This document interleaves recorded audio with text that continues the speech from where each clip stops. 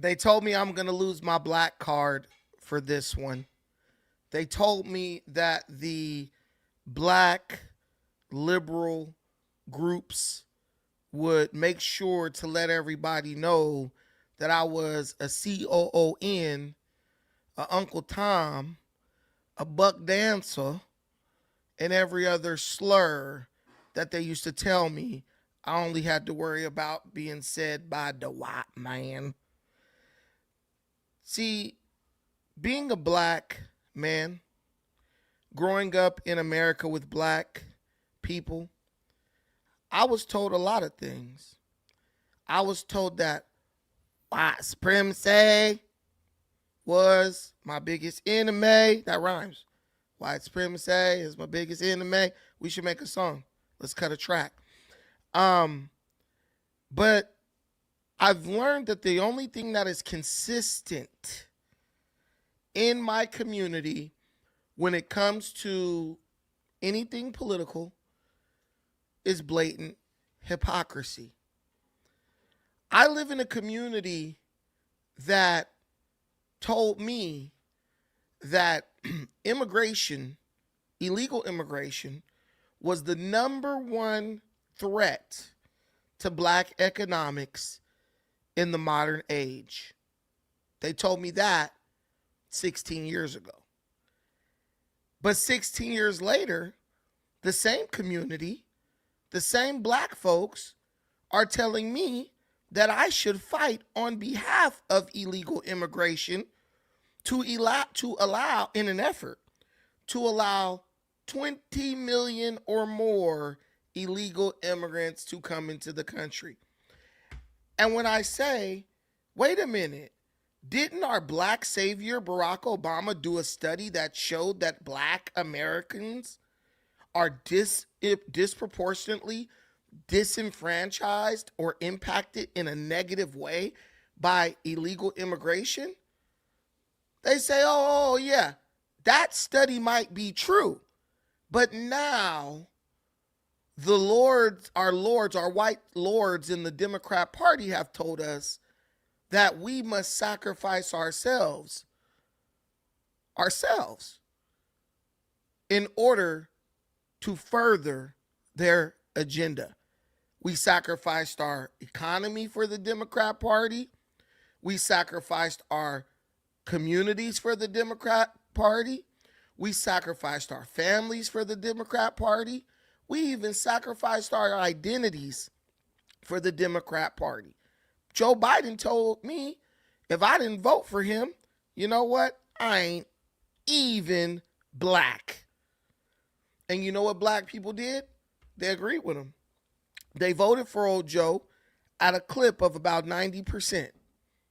So clearly, what Joe was saying was true. My identity as a black man is hopelessly attached to the Democrat Party. But that wasn't enough. Now they're telling me, hey, you have to erase yourself from the political landscape of not only America, but you have to support an effort that runs the risk of erasing not only black American people in America, but blacks all over the world from the political landscape of the entire globe. Black people are being told in America to vote for unfettered illegal immigration, which would essentially erase us politically and maybe even ethnically from this land, because we like to do a lot of mixing. And now I'm told that I have to support this same type of self-imposed genocide globally by telling other black people, Africans here, we Africans at the end of the day, and Africans around the world, we're going to change the operations. Now you need to go from cheering for America, your country that you built as a slave and then as a free man and you continue to build. You have to trade your loyalty now for Muslims who not only don't give a shit about you, they enslaved you in the longest running most brutal slave trade to ever happen in the history of the world that even continues to operate to this day. So now, for me to be a black man and be acceptable to the Democrat Party, I have to go against America in an effort to support a bunch of Arab Muslims and even Persian Muslims who not only have a hatred for black people, but enslaved black people for the longest time in history. The Arab slave trade, also known as the Trans-Saharan slave trade, also known as the Indian Ocean slave trade, and in its many or various forms, is the longest running slave trade in the history of the world. It began in the 7th century following the Islamic conquest. Oh, wait, but I thought only the white man was the colonizer. No, the Islams did it too. The Islamic conquest in the 7th century, and it continues in various forms even till today. And all you got to do is go to the little African country of Libya, and you still see Islamic people, Muslims, enslaving people like this, nice and ashy. I'm really black. I ain't faking it to this day. And you got a white liberal and a black dog barking, telling you that those are the good guys. Those are the good guys. And you got to support them now. And you're like, they're the good guys, but they enslaved black people. They enslaved black folks in Iran. They still have a huge black community that you never see because they're treated like crap. 1.5 million Afro-Iranians. You never know it, though, because they treat them like less than dirt. But me as a black man, I have to ignore that. See no evil, hear no evil, speak no evil. I have to ignore that and discombobulate my mind so that I can believe that somehow these bloodthirsty colonizers just in another location are suddenly the good guys, and I need to help them or fight or cheer for them to win over my white colonizer. In my mind, I'm just like, is there any honesty left in this world? Is there any honesty left in this world? We're going to trade. What we're fighting for is for Arab Muslim colonizers to take power over European colonizers. Then you throw Israel in the mix, and it's kind of like, well, who has Israel ever colonized? Nobody. But they're the ones, Greater Israel. Bro, there's like 50 Arab countries that weren't Arab countries, Muslim countries. You got the whole of North Africa that was absolutely colonized by Muslims. But that little speck of dust that you call Israel is the biggest problem? I don't understand that. I'm trying to, like, I'm not taking no sides because I just talked to a dusty ass Nigerian dude who was going after me because I support the United States where I actually live and would like them to come out on top in a war over the place where I don't live. He was telling me that Iran is the good guys. I said, dude, first of all, he was going after me, going hard on me. I said, first of all, bro, we're both black. Really, neither one, it doesn't matter, right? We're both black. Ain't none of them did nothing good by us, either one of us. Why are you at odds with me, showing animosity towards me because I won't choose the slave master, the colonizer that you prefer, as if that's going to benefit you in some way? And if anyone who happens to be Muslims never targeted blacks as slaves, why? I knew it. I knew the garbage was going to come.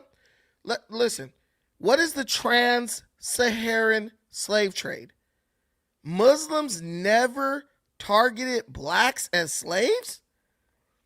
But anyway, I can't get distracted. This is what I'm telling you guys. We have a bunch of people who either don't know history or just want to be dishonest about history, right? So that they can trick you or lie to you and convince you to adopt their political ideology. I got a man saying that Muslims never targeted blacks as slaves. Now he's trying to walk it back. Anyone can be a slave. I don't care. Muslims they're also colonizers of Africa. Specifically, black places, they colonized in a major way.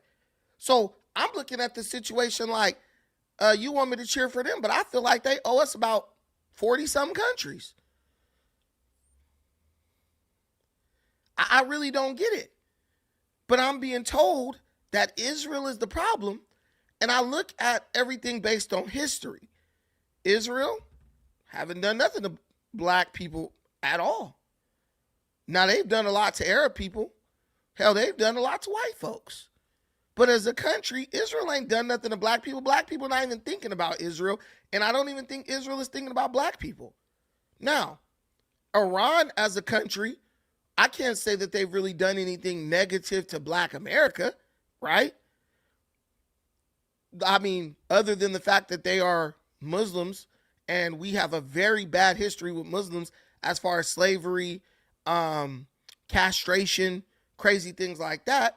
That would be the thing that would make me kind of be leery of supporting their domination of the planet. But I'm just asking the question. All these black people are like, Iran this, Iran. How do you benefit in any way from whatever it is that you want Iran to accomplish? And why is it enough for you to fight other black people over it? If you say, man, I love Iran and I'm black, I'm not going to fight you about that. I couldn't give a damn. I think you're a damn fool, but it's not enough for me to go at you. But why is it that I've been called every name in the book by black people over my support for the country where I actually live, America, and my refusal to say I want Iran to come out on top? If Iran comes out on top, that means there's a chance my babies end up dying.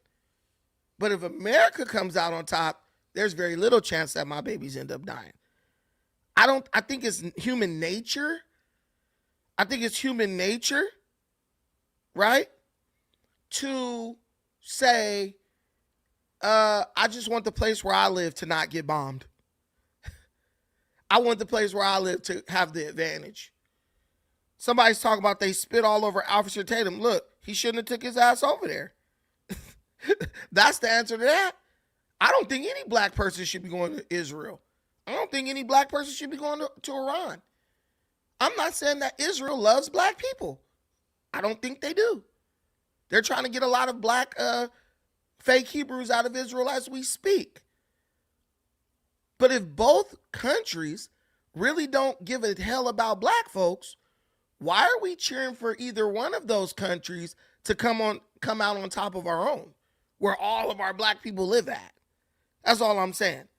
You guys are literally mad at another black person because I refuse to support a country that's not the country that I'm from. And I got African. I mean, even some of my editors and stuff who are African, they're mad at me. Like, you in Nigeria. Why are you mad at me because I won't support Iran like Iran is doing something for Nigeria? It's pure ignorance. But the more black people believe they're different, the more we're actually the same. Because you'll look at a group like FBA and they'll tell you, oh, them Africans ain't nothing like us. No, as a matter of fact, the Africans are exactly like you. Black Americans and Africans have one thing in common. They will always support people who do absolutely nothing for them. Iran don't do nothing for Africans, but Africans for some reason feel loyal to Iran. Democrats do nothing for African Americans or black Americans, but for some reason black Americans feel like they have to be loyal to Democrats. And what I'm trying to tell you is the ignorance and the misplaced loyalty, it comes from the same source, self-hatred. I look at black people and say, you need to be trying to do whatever you could do to get as much as you can to build for you and your people. Now, here's what I know. I can do that a lot faster and more effectively from America, going from America to Africa. America gets bogged down in a war with Iran. Iran somehow gets an advantage over America. and now it's a real issue where money's going there, that could compromise every single thing I want to do in Africa, because it's something called airspace. And in during wartime, that's airspace is shut down. People don't travel during wartime. So if America swiftly defeats Iran, things go back to normal relatively quickly. Iran somehow manages to defeat America or put America in a bad situation, things take longer to get back to normal. That means it takes longer for me to get back to doing the things that I want to do. You're not Israeli. You're not Iranian. You're black. Here's the thing about me. I am American. I am a black American. This is my nation. Why do I got a bunch of black folks in the comments talking straight stupidity about nations that they don't even belong to?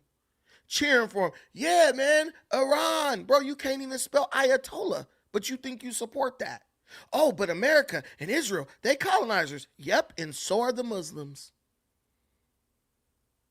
They colonized Africa, enslaved millions of Africans.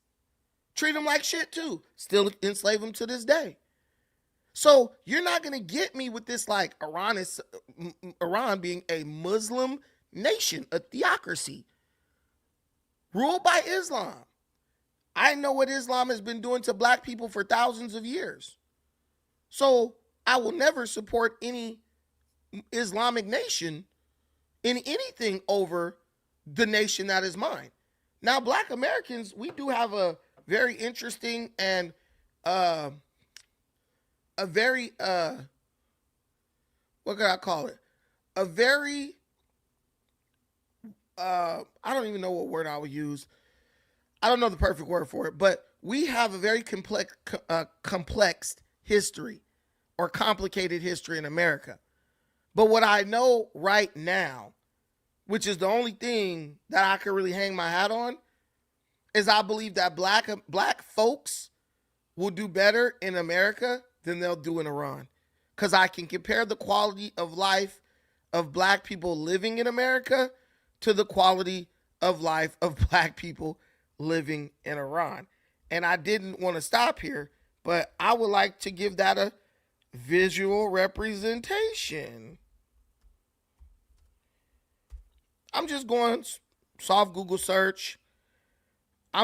I'm tapping in to black or Afro. They're called Afro-Iranians. I know you didn't know they existed, but you'll pretend like you did. So when I type in Afro-Iranians, right, and I blow up this picture, I see these people dwelling in places that look like bombs hit them. That's what I see. I see this looks like third world situation. I see the kids. They're not looking like they're doing great, right? I see this from the research I've done. They're a very marginalized group. You can type it into AI. They'll tell you all about it. That's what I did. They're a very marginalized group. They're living in some stuff that looks like a bomb shelter, basically. And they have a very a complex or complicated history in Iran, right? So, you know, they suffer a lot of discrimination and stuff. Now, let's type in Afro-Americans. And it's not like you need to know, but I think we're doing better economically. Okay. Just typing in Afro-Americans. I mean, I'm thinking we're doing pretty good. I see a lot of like, we're getting education. We're not standing around in bombed out ghettos. They pull up Barack Obama. He was president of the United States. I don't think there's ever been an Afro-Iranian president of Iran or leader. I didn't think they had a black candidate for the replacement of the Ayatollah. So I look at what's going on now and I say, I think black people are going to do better here than there. Then I also look at how many millions of black people attempt to come here from all types of countries. They try to migrate to America. And I say, okay, this is a good place. So I got that part figured out. Which place is better for black people? This place. Easy call. So why are we cheering for the dust? Why are we like, yeah, this place that abuses black people and has them living in abject poverty they need to be on top. It's like we have this sick like desire to see anything successful fall the way we destroyed our communities for pie in the sky. We love to destroy what is for what could be. That's what civil rights taught black people to do. Destroy what you got, give away what you got, Jack and the Beanstalk, head ass. Destroy what you got, give away what you got in the hopes of getting something that's better. And here you are. Here you are. Iran funds tons of terrorism in Africa. Iran works every day to overthrow African nations. Every day. Every single day. But you got black Africans.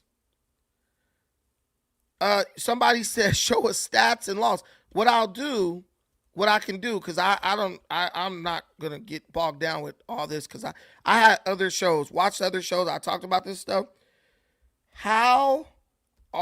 We can just use Google, or we could even use Gemini, as a matter of fact.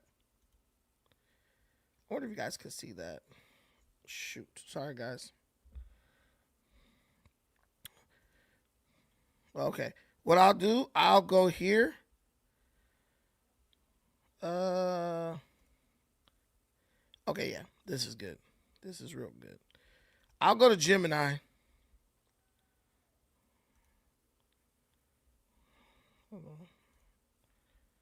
Right here, and I think you guys will be able to see that. Yes, Gemini. All right, that should be, you guys should have, oh, I hate when that happens.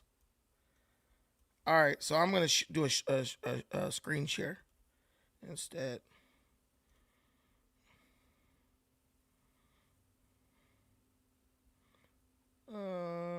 Window, Chrome tab, window.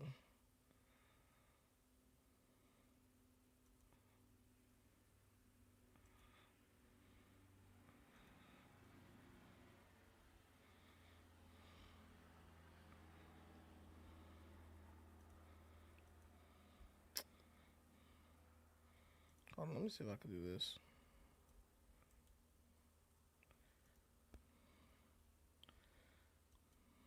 Let's see.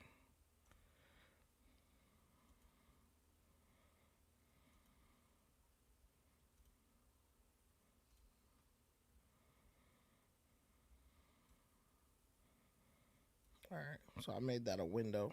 Sorry, guys. I'm using technology. Okay, got the window. Boom.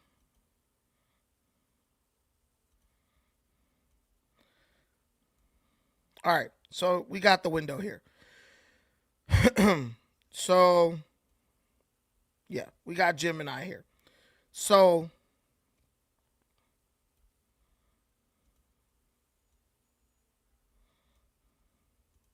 all right. Dang, I'm trying to like make this.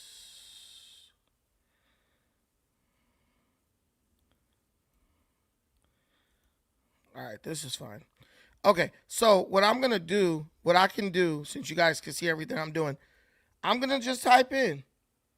And if you guys don't believe AI and all that, you don't believe AI, but you fall for every AI picture and video that's produced by Iran. So we're gonna believe AI today. How are okay, I could just put black populations. Black people treated in Iran. I bet AI doesn't get that every day.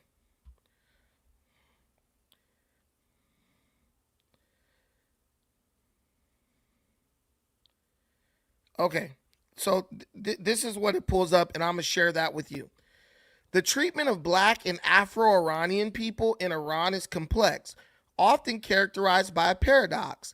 They are a long-standing historically integrated community, so they've been there forever, yet they face significant social invisibility and systemic marginalization. So these people, one thing you could never say about black people in America is that they face invisibility issues. Everyone knows about black Americans. We are running, basically, we have a lot of control over the culture of America. And our culture is exported from America. So we're not something that is hidden, like we don't even want you to see these black people, right? We don't deal with that here. We are able to get on stage, perform, make millions and billions of dollars. We're not hidden, right? Imagine being in a country in 2026 in the age of the internet, and your country hides you from the rest of the world. So no one even thinks about you. But they're the good guys, though. Those are the guys black people cheering for, right? I'm seeking the straight truth. I'm doing it, and I'm seeking it in front of you. Jalog, whatever your name is. This is an African dude right here. I'm telling you. Listen, they literally don't want people to know. So the Afro-Iranian, there's a sizable population of black Iranians, estimated to be around 10 to 15% of the population. In southern provinces like Hormozgan, Bushehr, and Sistan, and Baluchistan, whatever. Their presence dates back centuries, rooted in the Indian Ocean trade. You know what that is, right? That's the slave trade. How did they get there? Oh, Iranians brought slaves. Back then, they were just like Persians, though. They haven't been converted over to Islam. But the Persians, they brought slaves there to be slaves. Oh, America, they tell me, Brandon, you're siding with the colonizers, the slavers. I said, well, if you siding with the other side, you siding with the colonizers and the slavers too. Let's make it clear. We're both siding with the colonizers and the slavers. Now, what we're looking at is benefits. Me siding with the country I'm from, what's the benefit of that? You siding with the country that you never been to, what's the benefit of that? Brandon, Iranians let 13 black people go in 1979. They also let a bunch of white women go. They didn't let you go because they think you special. They let you go because they think you're weak. They put you, black men, in the same category as white women. Where do we see that? The liberal woke crackhead ideology. There's a lot of parallels here to what's going on in America that our people conveniently choose to not to see. We pretend we are willfully obtuse about it, right? There's a lot of parallels with the way these Arab countries look at you and treat you, and it parallels to what's going on with the liberal radical left agenda in America. One of the things Arab slave traders would do is they would castrate African men. You know what that is? They snip your junk off. Well, in many ways, if you look at the woke leftist movements in America, there's a concerted effort to castrate the black man economically, politically, spiritually, and socially. So I see the parallels. So I kind of understand when I look at it from that perspective, why you have black liberal women and the men who, for whatever reason, support them, angry at me because I choose to go against a entity that not only colonizes and enslaves black people, but in history castrated and emasculated black men the same way the leftist movements are trying to do today. They have the same kind of goal, just carried out in different ways. So they deal with key aspects of their treatment. Social invisibility. Afro-Iranians are largely absent from national media, school curricula, and I hope that's curriculum, and political leadership. This has created a myth of ethnic homogeneity where many Iranians and outsiders are unaware that a native black population even exists. Think about that. They don't put you in no media. They don't put you in no schools. They don't put you in no positions of leadership. And to make Iran look like it's just one ethnicity. But you got a bunch of black Africans screaming at me about how Iran is better than America and Iran release 12 black hostages. Will they release 12 black hostages, but will they release the millions and millions of Afro-Iranian hostages that they have, who they're abusing and marginalizing and mistreating on a daily basis? Most people didn't even know that there are black people in Iran. Why? There's millions of them because they purposely erased them. They face systemic discrimination. Like other ethnic minorities, such as the Kurds, Baluchis, and Awazi Arabs, Afro-Iranians often live in underdeveloped regions with limited access to quality healthcare, housing, and economic opportunities. So they got you living in shanties. I don't think you have to live in a shanty town in America. I see black folks living all over, wherever they want to. High-rise apartments, big-ass houses. Like, I'm just being real. And somebody's bringing up political parties. This ain't got nothing to do with political parties. This has to do with black folks. Why are black folks condemning and abusing other black people online? Because they refuse to support this. This is my question to you. Black patriot, right? Like, all the people here. Somebody's like, oh, you're just like this and this and this.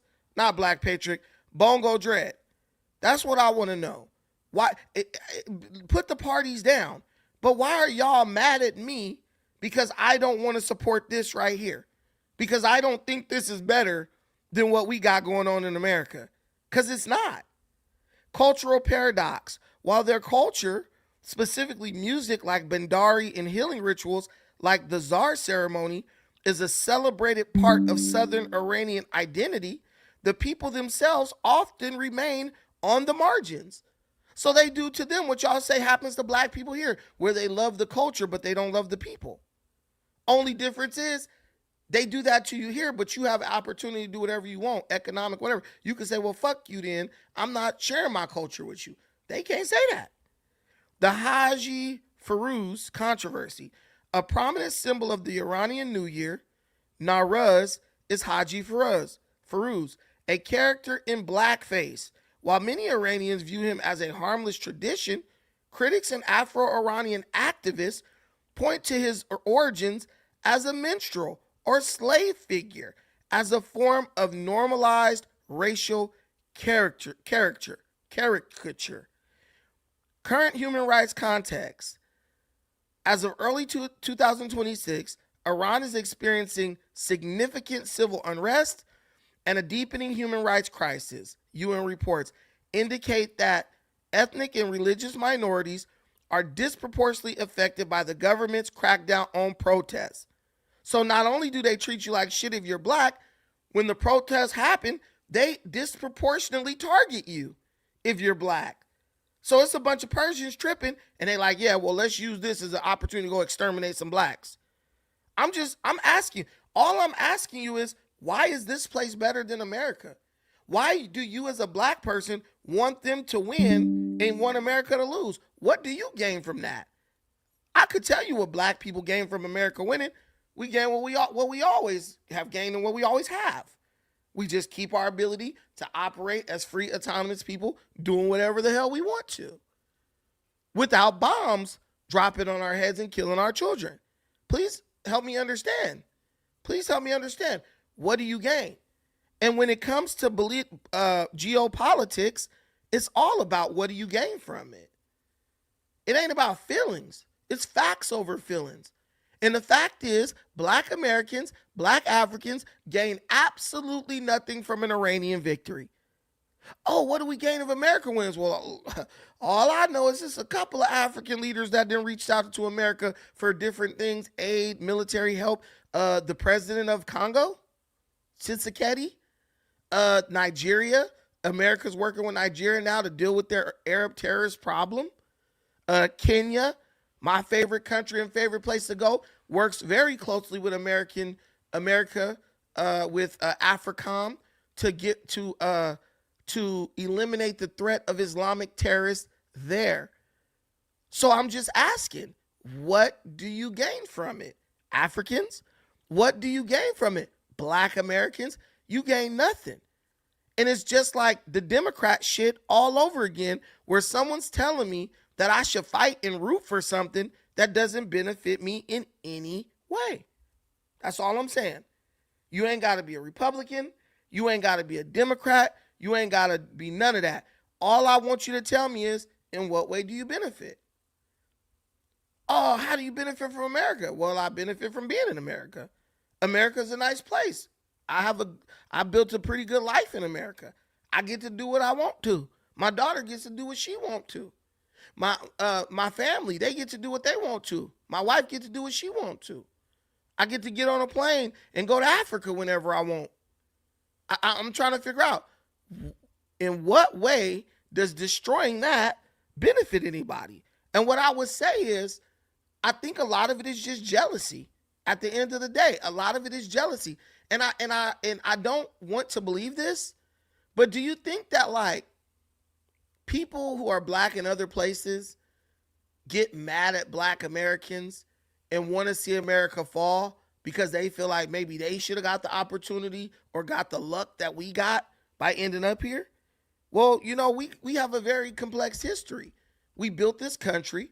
We endured all types of abuse, all types of mistreatment. We earned it. We earned everything we have in this country. So why would we quickly give up what we've built and earned in this country just to see some other country claim a W? Now that's stupid. That's stupid. But I'm not stupid. I'm not going to operate in ignorance. I don't entertain, conflicting cognitive dissonance driven ideas. Nobody could tell me. I ask everyone.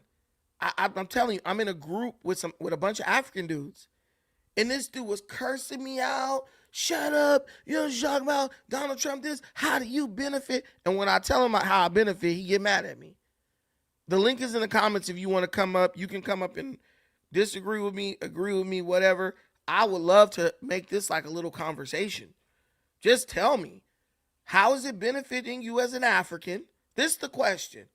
I think we should keep it to this question. How does Iran benefit you? And how does America benefit? If Iran wins, how does that benefit you? If America wins, how does that benefit you? That's the question. Oh yeah, our people, Zarth. Our people are 100%. Zarth said, aren't our people in North Africa still enslaved? In North Africa, or is that not true? That's 100% true. See, when I look at Iran, I don't look at them as Persians, because I know the Persian population of that country, they want this IRGC gone. The only people who don't want the IRGC gone, the regime, are the Islamists in that country. And even some of them want the rulers of the IRGC gone, right? So I just look at this like an Arab or Islamic thing.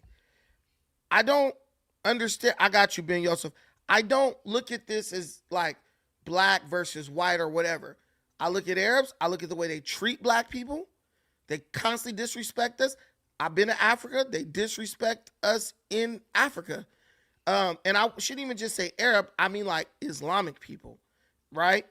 And then I look at America, where if the dude disrespect me, I could slap the taste out of his damn mouth, and that'll be the end of that. Why would you want a religion that has done nothing but abuse you for the entirety of its contact with you to gain more power in the world? That's what I don't understand. But the Africans, they don't ever want to answer that question. They don't know. Or at least if they know, they won't say. It's like what they say on Boys in the Hood. Either they don't know, they don't sure, they just don't give a flip. Ben Yosef, go ahead. Yeah, can you hear me? Yeah, I can hear you. Yeah, I was going to say that the Arabs get a pass on a lot of stuff because just like blacks were, we could say, colonized with Christianity, the Arabs had Islam, and even if you go up there today, they colonized Egypt, Libya, Morocco, and up there in Northwest Africa. Even when the West Africans try to migrate up to Europe, they have to go through North Africa, and they make them slaves, and they treat them like straight trash up there. Mm-hmm. And also with the Kenyans, when they travel to like Saudi Arabia and to Qatar to go work overseas over there, like housemaids and stuff, they take their passports, they sell them into slavery, they sexual abuse them, they steal their organs, you know. So, oh man, them Arabs are a bad deal, man. But see, in my mind, I feel like this is stuff that we used to know or that we should all know. And I'm realizing like a lot of our people are just straight up ignorant. And a lot of the continental Africans, they're straight up ignorant. I got people in the comments right now calling me a fool because I don't want an Arab or an Islamist, a Muslim, who is enslaved and abused our people to win. Nigga, the Iranian Muslims were also slave traders of Africans. They took a lot of African slaves from Kenya and places like that and treat them like shit and still treat them like shit to this day. But the And you know what's African, going on in the Sudan, right? yeah, yeah, and And Iran is the North giving them all Sudan. kinds of support. Yeah, you got the Arabs up there looking down on the black Arabs. You know, not the black Arabs, but the black Sudanese. You know, I mean, yeah, but the black Sudanese, the South The Sudanese. Yeah, original people of that land. yeah. That's all And I'm saying. Somalis think they're Arabs. That's the funny thing about that. Yeah, but and all Islam really has done for them is have them constantly fighting each other. Like if America go in a place, right?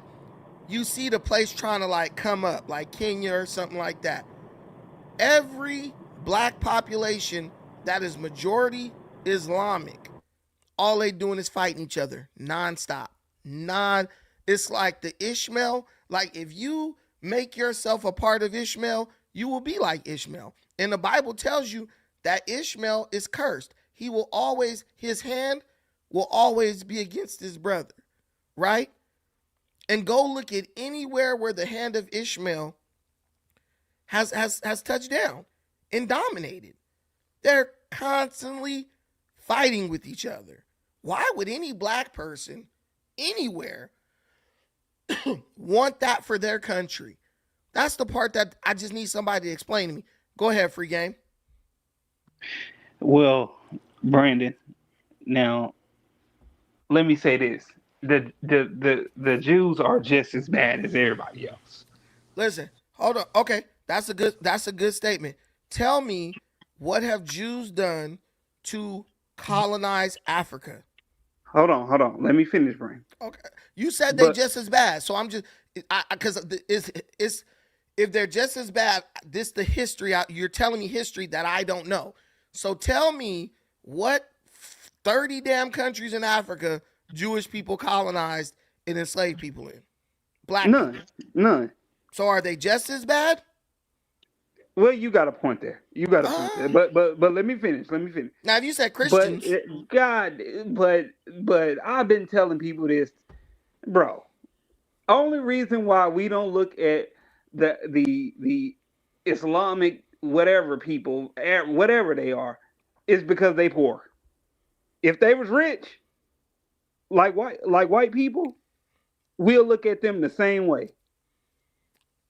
but there are many of them that are richer than white It, people. they have a separation class. You know what I mean? Hmm. It's not. They don't have a middle class. They keep people poor and they stay rich. You know what I mean? But these people are tyrannical. They have colonized They have colonized the hood. They in the hood, bro. I remember when I was a child when they first started coming in Louisiana. Tell me why these people trying to touch on me, bro. So I When I believe was it. when I was a little child, bro. I literally had to run away from these people, bro. They don't care about black people. They never have. Hey, Guys let are me ask you wrong. this about the Guys are Arabs wrong. in the black neighborhoods with the stores, The- Hey, them Arab TSM, stores y'all don't shop at. don't interrupt anyone, bro. Keep going. Finish your point. Free game. I'm going to Kenya next week. Any recommendation? Just hit me when you get there. I You think I got my got number you. right. I think I got your number. Hey, I you got an Airbnb, don't it? Yeah, and mine is booked up, but I got some friends with ones with Airbnbs. Okay, I'm gonna text you. I, put my number in the back chat. Hit me on WhatsApp. All right. Okay. All right. Cool. So here we go. So we got a free game gets it. You know what I'm saying? And he's one of the people who I'm like, I thought we all had this understanding, but now that I see that this warden broke out, I see that what our people are trying to do, and I think, and it's the black liberals in America, and then it's the continental Africans. What they're trying to do is they're trying to do revisionist history. Israel is because, and a lot of it is the internet. Our people's minds are ruled by the internet and social media. Too many of them. Israel and the United States are horrible. Can anyone tell me the one country in Africa that Israel has colonized and kept slaves in? I can TSM. say, Okay, tell me. what's up, guys? How you doing? Can I synthesize very quick? I want you to tell me the country in Africa that Israel has colonized and enslaved. They did financing with the UK. Like a lot of people don't know, but when UK took over West Africa, Nigeria, Ghana, the Rothschild Bank used to finance the British government. So they financed the Israel boys. did not exist. Did not exist, but Israel been created by You mean UK Jewish anyway. people? Yeah, they did finance it, bro. They did They did finance. financing. Yeah, Okay, because there I'm gonna was the say this bank one more. for I'm the gonna say this kids. one more time. What country did Jewish people, as a religion, invade, colonize, and turn into a Jewish state? That's what. That is what Arabs did. Muslims. They invaded, they colonized, enslaved, and turned those countries into Not like that. Islamic states. So Not like that. where did Jewish people do that? Let me synthesize. I'm First of just all, Allah. asking you this question. But look, ask you, if you check Botswana, do you know like the Beers family, they own the diamond and it's Jewish family. I And you get can't that. Is so Botswana a Jewish state? no. But let me Okay. explain to you, let me synthesize something to you. A lot of people don't understand like when Islam came to West Africa, okay, a lot of king from West Africa, especially like Mensa Musa from Mali, accept to convert to Islam and they And convert their own population. yes, Okay? and why did they do that? Why did he do that? Because before Islam, before the Islam, West Africa was animist. That's There not was why they did animist. that. That's not why That's they what did they that. did. No, like let me finish. TSM, are So you gonna sit here? You are an African, Oh raised my in what's God. that? Paris. I love to You're answer gonna this No, question. you're gonna hold on. You're gonna tell me so TSM, you're gonna yeah. insult my damn intelligence and the intelligence of my audience right now. Let me explain Why something. did the I'm asking you a simple question, Well, and guys, I'm not trying to interrupt them. This is my brother but right here. Why did the West African kings convert to Islam? because when the messenger from Islam came to West Africa, okay, they accept this religion because they like the value of this religion. You sound And of course, stupid. let me say You're something to no you. wait. Let me say You something just to you. get wait a minute. You gonna be able to say something? So TSM, this dude from France, he's African allegedly. He's lying to you. RF knows why they accepted it. I know why they accepted it. Ben Yosef knows why they accepted it. Ghost of Gaddafi knows why they accepted it. Free Game knows why they accepted it. RF, please tell him why the West African kings accepted Islam, adopted Islam. Well, probably about a sword, to be honest with you. But I don't know. I don't know exactly why they accepted Islam in West Africa. But what I do know is that Muslims are not the They are not the allies or friends of black people. Even the black people, there are a lot of black people in Saudi Arabia. You know what they call them actually? They refer to them as slaves. They have an Arabic name. They call them slaves over there in the Gulf states where there are What they actually call them? black people that live Jarirs? there. Is that Jarirs, Jarir? yes, yeah, right, Jarirs, whatever the term is. And Wait, also, RF, real even quick, when real quick. RF, real yeah, quick. I'm gonna let you keep going, but we have to let TSM keep going because I thought you were gonna just answer the question and then I'll oh go no, to you. sorry, go Then I'll ahead. go. Yeah, But go ahead. let me answer the question for y'all. The reason why black African kings adopted Islam is because a Muslim cannot rob another Muslim. That's why. And a Muslim is not supposed to enslave another Muslim. So what the Muslims were doing was they were raiding the trade routes of these kingdoms. If they were moving gold or moving resources, the Muslims who dwelled in the desert had no kingdoms or nothing. They would rob and kill the African merchants. So what they did was they went to the African kings and was like, "Look, well, if y'all adopt Islam, then we won't be able to raid you because a Muslim can't rob another Muslim." So they forced it was by force. So the kings was like, "That's all I gotta do to avoid y'all stealing all my shit. Cool, man. I'll just be a Muslim then." The Muslims continued to do it, but it was less. It was reduced, and then when they converted to Islam, what did that mean? Now the king is beholden to the tenets of Islam. That means you got to let the Islamists into your community. You got to let them participate in your economy. You got to give them like payment, right? Brandon, It's all type.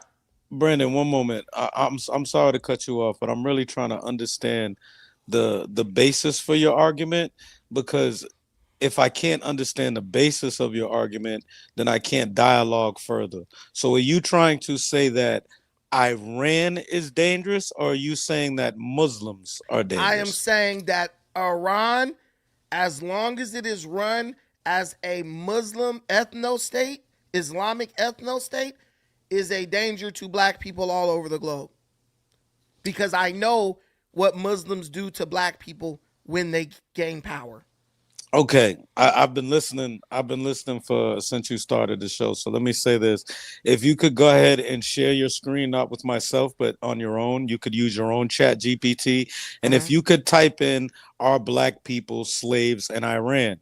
So you made a false statement at the beginning of this podcast. There are no black slaves in Iran. I never said there were black slaves in You Iran. did. He I never said said I that. never said He that.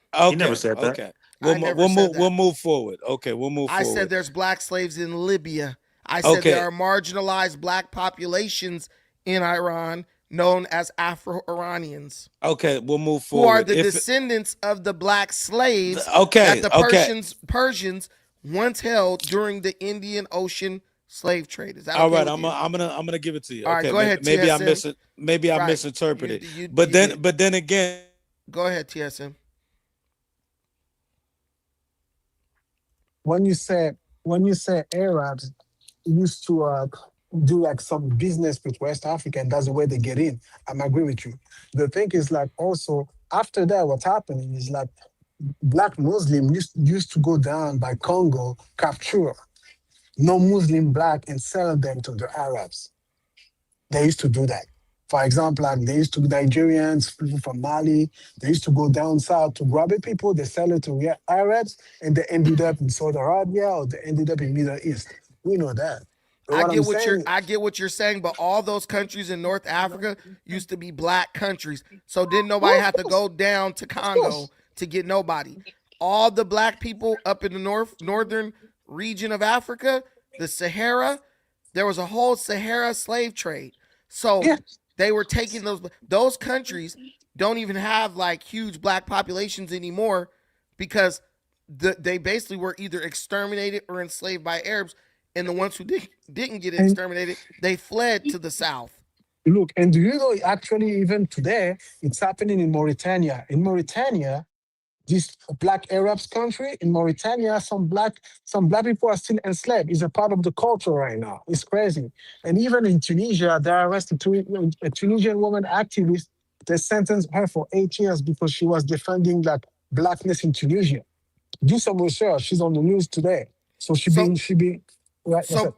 so before we go back to RF, my point is what I'm making is I'm not Yeah, attacking the people of Iran, right? But I'm looking at the Islamic regime that runs it, and I'm asking black people, Trump is not attacking the people of Iran. He's attacking the Islamic regime that runs Iran. So how are black Africans in Africa who have been just destroyed by Islam and Muslims, how are they cheering for the Islamic regime that runs Iran? And if Iran had the I got power an of answer for America, you. Africa, let me ask you this question, being an African. Do Mm. you believe if Iran had the power that America has, Africa would still, black Africans would be safe? Why Oh, wouldn't it let be? me say Turkey, something. Turkey, Turkey, Turkey. Bro, I asked someone a bro, question. let me say You'll get your Turkey something. is chance. an Islamic republic. You'll get your chance. Bro, Go ahead. hello. Can you TSM. see me? Okay. Yes. First of all, Iran, they're Shiite. They're not Sunnis. Okay? You will get my point. They're What the Shiite. hell does that And have you to do know, with no, anything? let me see. Let me tell you something. And do you know in Senegal, actually in Senegal, they got the president and they got the Sheikh of Touba. In Touba, they Muslim, but they Shiite. So actually, the Senegalese Touba used to be connected with Iran because they both Shiite. So basically, what I'm saying is like Iran have its foot in West Africa because a lot of West African country have a double Muslim way. They have some I don't Sunni even and they have understand some what you Shia. just said has to do with the question I asked. No, they have to do with the Let me question ask you because this a lot of question, bro. The Address one why connect, Turkey the has nuclear connection, weapons. the connection between those people, Address why Turkey bro. has Come on, nuclear don't be weapons. disruptive, bro. Don't be Answer that, disruptive. please, for me. Yeah, see this guy. mm, Um. Anyway, right, so right. I'm asking you a very simple question, and when you ask African people direct questions and they know the answer is bad, it's their culture to not answer the question. No, I They will don't answer want to. the question. No, you won't. I No. gave you an opportunity. Anyway, so you're Anyway, oh black. yeah. You know that if Iran, a Muslim theocracy, had the same power as America, Africa would be done. They come in there, they'll do exactly what they did to North Africa, take all the resources, bribe the leaders, and basically turn it into a. They'll make every African country a proxy of Iran. That's what But they've look, always done. look, So, Brandon. For what you example, say? myself, I'm not pro-Iranian because I'm Sunni. I'm Are not you Muslim? Shiite. Are you Muslim? I'm Sunni. I'm not Shiite. They're It doesn't Shiite. matter which one you are. Are No, you a it's Muslim? different. No, Yeah, it's not. I have nothing to do with Iran, bro. I don't care Okay. about Iran. Iran is letting Sunni Al Qaeda leaders live there and run terrorism operations out of there. So Nah, nah, nah, this is a nah. Iran, fact. look, do you know Iran take on hostage the Saudi Arabia, like Mecca back in the 70s, right? Do you know that? What? Iran, Bro. the Shiite movement, they took over the Islamic office of Saudi Arabia in the 70s. So we're not together. So Shiite and okay, Sunni, we but separate, bro. okay. So you telling me that means nothing? If Shias are the bad ones, but my point, you're only proving my point further. No, I'm with you. That's my point. I'm with you. I just said, I just was trying to synthesize how Islam get to West Africa. That's all. Okay, so only Shia Muslims participated in the Arab slave trade. No, no, no, no, no. Even Okay. Sunni too, Okay. because We in going to Islam RF you now. can We be. going to Arab. We going to RF now. Go ahead, RF. Yeah. Well, I mean, to me, to see these black people on TikTok and online saying, "Oh, Iran's gonna leave us alone. We black and this and that." It's so ridiculous. Black people need to understand: if America fails, we all fail. We all invested in this country financially, everything. If America fails and all this stuff, your grandma ain't gonna be able to get her welfare. You think that it's all gravy until America actually fails, and you ain't got nothing. You ain't got nowhere to go. You have nowhere to go. And the other point I want to talk about is that Turkey is not an Islamic state. The founder of Turkey, who was Ataturk, particularly wanted to be a secular place. You can't even wear a hijab and when you go into universities and public spaces. So it's not an Islamic state. Now, the new president Erdogan, who's been there for what 12, 15 years, he's tried to move it towards an Islamic state. Now it's becoming almost a damn near failed state. And Turkey does not have nuclear weapons. The US put nukes in Turkey for the old Soviet Union, but they actually were removed. They don't have any nukes anymore. So get the facts straight. Right But there. anyway, So no, this is the Turkey fact. Wait, Turkey wait, doesn't have nuclear right? weapons right now. So Turkey we're does not lying. have We're Okay, nuclear lying on here Joseph weapons. now. Gaddafi, We're you're lying on wrong. here now. You're guys. I've pulled up the information. Also, if you look at the comment of Sucker Season LA, he also got to it first. He said Turkey does not have nuclear weapons. It hosts United States nuclear weapons. So are So there nuclear hold on. weapons in Exactly. Turkey? Are Listen, there But they, nuclear weapons in Turkey? but You're they're listen. not opposite. under the Yeah, They control of the no, Turkey stop Turks. it. does No, not Stop have it. They're Stop it. not Turkey. under the control of the You're Turks. You have to purposely. understand. So all these, so Listen, he's been proven wrong. So he wants to disrupt the show, and we're not right. doing that. Stay What, muted, TSM, while you're right. not talking. Stay muted. What I want to say, the nuclear weapons, they don't even have the codes. They couldn't even launch the nukes if they wanted to. They don't have the control over the nukes that we have in their territory. So if even if they say launch, they can't do anything with them because they're not their nuclear weapons, and they couldn't even launch it because they don't have the skill, technology, or the codes to even launch them. So I don't even know what he's talking about.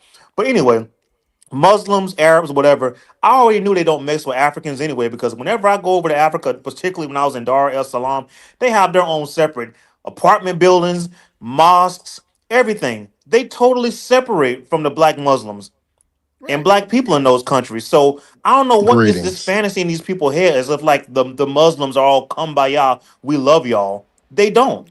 Listen, listen.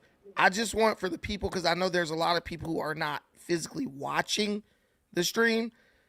We pulled up the information through AI, Gemini, to fact check the statement about Turkey with their TSM. I'm gonna tell you one last time to keep your mic muted because you know you got background noise. You know you at work. Okay. So so uh so we pulled it up on Gemini.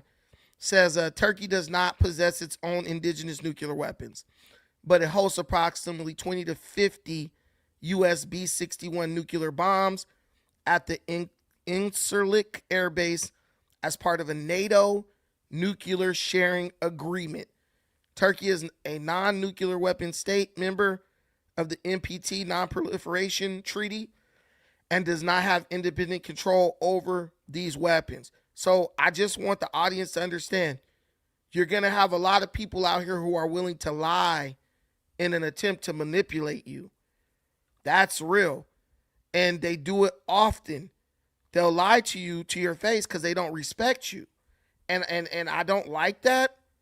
I don't really care for that. Okay, so it's taking people out. Okay. So I really don't care for that, but you have to be wise yourself and understand that that's going on. These people are literally just like throwing shit out to see if you've done your research.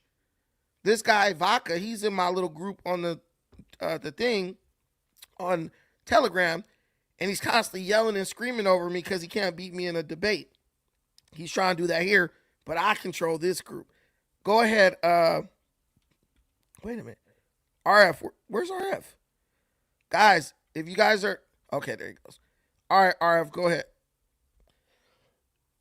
Sorry. Go ahead, RF. Oh yeah, no, I just wanted to make that point that Turkey does not have, nor have they ever made a nuclear weapon. They were all nuclear weapons from the United States, and nor, they never had control over them. So that's a lie. And Turkey is not an Islamic state. And the founder of Turkey, Ataturk, never wanted to be an Islamic state. He believed in kind of like separation of church and state, so to speak. So I don't know what that guy was talking about. But And anyway, then he go ahead. Go ahead. Go ahead. You and got it. as far as the blacks and Muslims in Iran, they're not going to spare you. And all these people looking for the downfall of America, black people in particular, you have the most to lose. You have literally the most to lose if America fails. So I don't even know why they even go out and embarrass themselves online with all this nonsense about, oh well, Iranians, just remember black Americans, we that's his. It has nothing to do with us. It don't matter. They don't care about. They don't even care about their own people when it comes down to it. So you think they're gonna care about you? But Right. anyway, They, I they, digress. they don't. Go ahead, Oh, one more thing. I'm Rasadu. sick of these black people Peace, peace. Am I cosplaying audible? on Eid. Hold on one second. Go finish up, RF. What was you saying? You sick of what? No, I'm sick of going online watching these black Americans cosplaying on Eid, dressed up in Air Force Ones and they nice little hijabs and and all the little Muslim stuff on Eid. But then you look at the rest of their TikTok page, they twerking and shaking ass. I'm tired of it.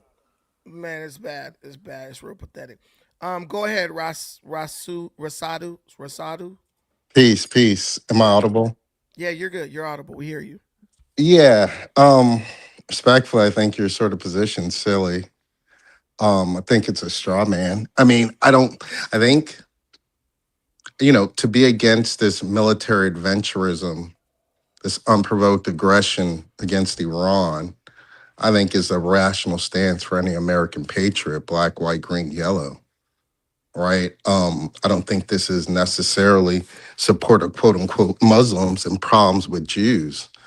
I think principally it's a problem with sort of dictatorial personalities like Netanyahu and Trump, who have time and time shown that they operate in haste in a manner that jeopardizes their country's security. And I think that's the main issue, right? I think most objective analysis would show this was a foolhardy venture. It doesn't make sense. You seem to be in support of it. All right, cool. In support of what? The mission has changed, right? The mission objectives have changed numerous times in the last 20 days. It's Yeah. quite apparent Trump Um, doesn't have any sort of a strategic goal in mind. give me an exact. I don't think Trump said that he was going to do strikes on Iran, and he was gonna eliminate the Iranian leadership. That's what he said. He was like, the Ayatollah is gonna be dead, and Yeah, 3 hours later he was dead. Am I yeah, wrong? that's incorrect. So First, well, I'll tell you. First, he said regime change, quote unquote. he said he's not Hold on, trying to do if regime I can. change. No, that's what he said initially. We have the true social record for this. Trump literally, repeatedly told the regime the Ayatollah himself could no longer be in charge. He said that they were willing to work with people from within the regime to for them to come forward and become the leaders, but the Ayatollah and those top guys could no longer be in charge. Trump Yeah. put that on True Social. Am I lying? Sir, Like Venezuela. that's regime change. Am I lying? Hold No, on, that's hold on. not. Hold on. Let me It's not finish. regime change. Regime Well, let me change know is when I where can respond. go ahead. Well, go ahead. You told a lie, Well, but go ahead and Well, finish. if your but was premise is the Venezuela regime Ayatollah is change? in charge and said leadership are in charge and they no longer can be, and your military operation is to remove or dismantle them, that in theory is regime change. Now, here's the irony. That's not in theory. That in Okay, theory that is hold on. not regime change. But okay, Well, keep going. here's the No, it's issue. not. Iran, the regime is a complex structure. You have the IRGC, you have the military, you have the religious wing with the mullahs, right? So, Now you're I, babbling because your point well, has if I been could, debunked, you and you're keep trying to. you keep interrupting me. You But said Trump has changed the mission he multiple has. times. I said Trump said he was going to kill the Ayatollah. You said he said he was going to do Oh, regime change. I said okay. he said he was going to kill the Ayatollah and the people within the IRGC. If they were willing to stop going after a nuclear weapon, he would be willing to talk to them and they can, whoever they want could go ahead. He just said there were certain people that could not be the leader. Am I wrong about that, RF? Yeah, if I could respond, he's pivoting Trump. All right. So if you look, and No. I'll just appeal to the audience. There's public record. He said we will attack the regime, essentially giving cover for a organic uprising in the people to overthrow the regime. That was the narrative. But Audience, did hold on. he say Can I he finish was my the? thought? Did he Can I say finish my he? thought? You go ahead, You, man. I mean, you filibuster when you. I'm not filibustering. mean? Well, let me finish my thought and I'll be I just quiet when don't you like to speak. waste my time listening to straight up lies, but go ahead. Okay, cool. I mean, just debunk it. Go to the public record. You go to Gemini and ask, right? Okay, so that was the initial argument. And see, this is where your position falls. Okay, granted, for argument's sake, you're right. They did that in the first 8 hours of the bombing campaign. So why are we still there? Why are they talking about escalating things, sending 5,000 Marines? If your argument's correct, and the sole military objective was to take out the Ayatollah and the said quote unquote leadership and not regime change, they achieved that in the first day. Why are we still there? Why are they talking about escalating? Answer Well, that. My no. question, my thing is, you ask me questions, I start to answer them, and then you say I'm filibustering. I'm not gonna play that game with you. Finish your statement that you got to No, make. so I'm You want a posing. dialogue, but when I give you a dialogue, you sound filibustering. No. I'll pose a question to you for argument's sake. I grant what you say is correct. They did that in the first 12 hours. We're 20 days in. They're now talking about escalating, sending 5,000 Marines to the Strait of Hormuz. Trump is talking, this is another issue I have with you.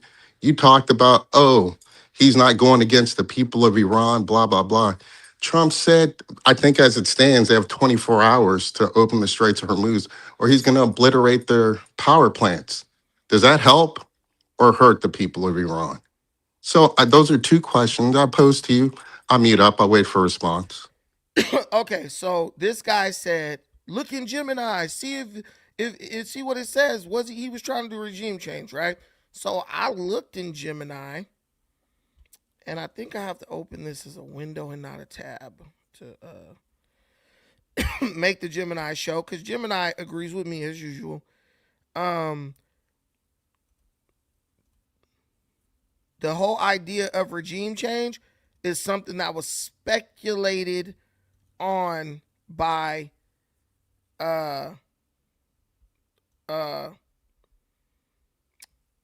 hold on, see if I can do this. It was something that critics speculated on. They said, "Oh, that's what Trump is trying to do."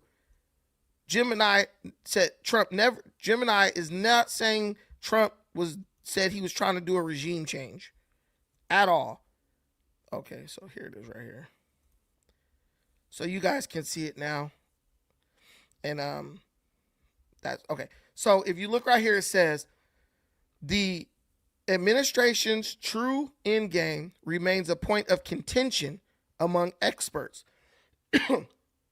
Perspective. The U.S. sought to stop Iran's nuclear enrichment and support for proxy groups, not necessarily topple the government. That's what I understood Trump to be saying. That's what the majority of honest people in America understood Trump to be saying. Now, critics, like this guy right here, and some former officials argued that the severity of sanctions and recent military strikes, including the killing of high-level leaders, suggested an objective of total overthrow. Some believe the administration used regime change as a looming threat to gain leverage in negotiations. So, this is what I understand, just like everybody else. Critics assumed or speculated that Trump was using the threat of regime change to scare Iran into coming back to negotiations and abandoning their nuclear program. Trump never said, "We're going to change the regime." We all heard the same shit. It was on the news every damn day. He was like, "Look, we killed their leadership. They whole first level. We killed their second level by accident." Now, if the Iranian people want to take over, they can. But essentially, Trump was like, "We'll negotiate with anyone. Y'all just can't have no nuke. Anyone willing to disavow and abandon the nuclear program." That's what I heard. RF, is that what you heard, or am I wrong? If RF is even still here. But that's what I heard. That's what everyone heard. Sorry, I don't know how you went out. Oh, maybe it drops people when I pull up the other screen. I don't know. But That's what I heard. But now I'm getting this like everyone they try to do regime change. Trump don't give a damn what regime it is. He just is like y'all ain't having no nuke. That's his only real objective. Can I say something? Go ahead. Okay. One thing that people fail to realize is that Iran is a theocratic, state that's ran by a Ayatollah, mullah, however you want to phrase it.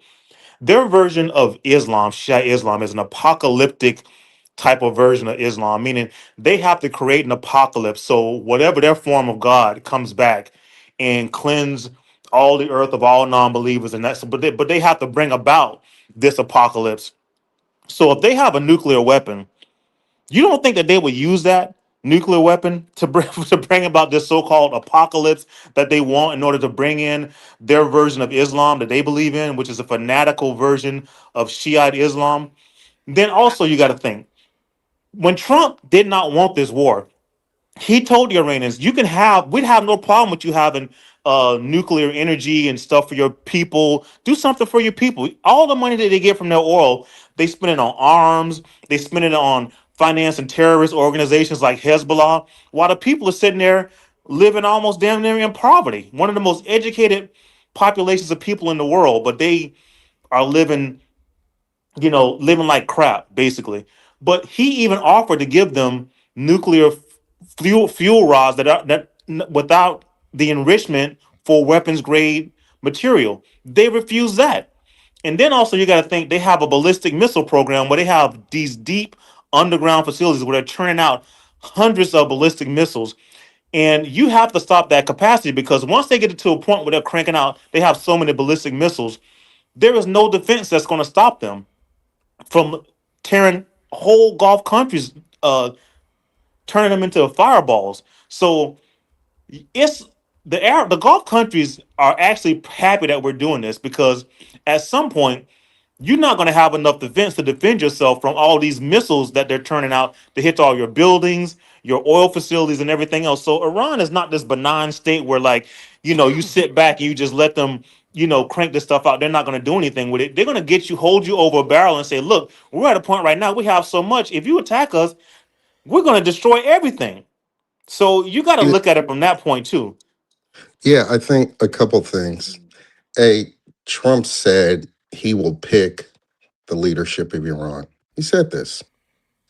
This is on record. you No, This is but a can just you res- comment on if I what could I said finish, about the if I nuclear could, hold I on. weapons? Let will. him I because didn't he's interrupt you getting back. once. He's getting back on what he Trump was said he would going. pick the leadership of Iran. So first That's you're what he telling, said. but When they said the Ayatollah's son is next in line, he's been quote unquote elected or deemed the heir Yeah. apparent to take the role of leadership.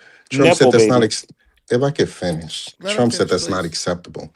Trump is picking the leadership. Wants to. That's regime No, change. Trump Number said two, that he what you wants to. said He is a bunch of propaganda. okay.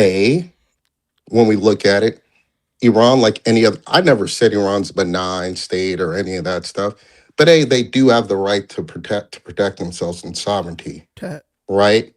And if we're going to be honest, and this goes to the title of Brandon's room, it's not hating the Jews, quote unquote, at least for most people. I'm going to speak for myself. It's a problem with Netanyahu and his far right government that wants to gain hegemony over the Middle East and take out any government they deem to be a counter player in the region. Period. You This is mean a what it's about, you mean a threat? right? So we're going to talk about having a standard of how nations should I'm asking a operate. question. Is it? Do you What mean a about the threat? double standard for Israel? They seem to be Oh, he can't excused. hear me.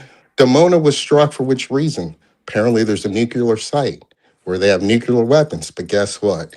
This is speculation because Israel has never been a signature to any sort of international RF, can you committee hear me? of Yeah. inspection.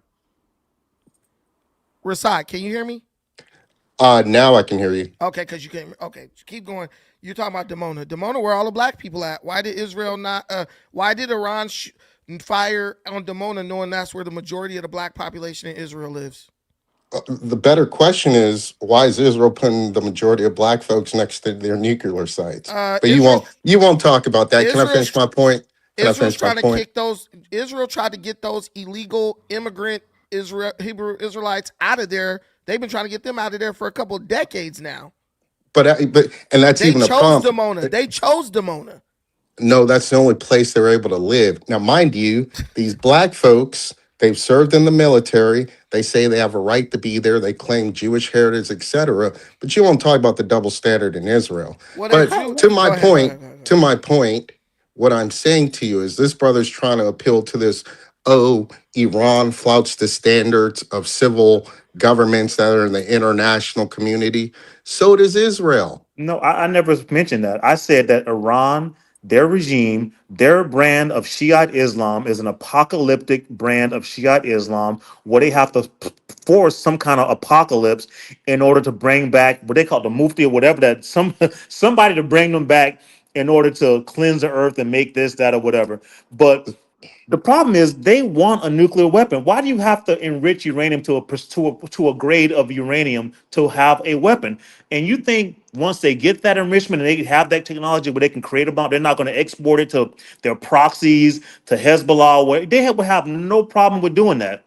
So So I'll they say are that. a threat, and I'm no fan of Israel. Let me tell you, there's Israel and the Israeli lobby. I think is way too strong in the United States. They should be registered. What do you call? They should not be here with the strong lobby like they have in the U.S. That I will agree with. Bibi Netanyahu, I'm no fan of him. I think his response in Gaza was overboard. I mean, hell, he wiped out, he flattened that whole town Right. and So, killed every. It is, but that has nothing to do. But well, it Saudi does. Arabia does not like Iran. The Gulf Yeah. states don't like Iran. But, sir, a couple things. First of all, um, Israel has a right to its own. I mean, Iran has a right to its own sovereignty. They do. No, Period. but And not to all the right, you threat. say they. Oh, if I could finish, you say they do. They disagree, and they're ready to go to war about it. Can you Number stop? Okay. Can you two. stop for 1 second? International law, 2021, prohibits any country from developing nuclear weapons, enriching uranium past 20%. Iran is breaking international law while simultaneously saying all we want to do is observe international law.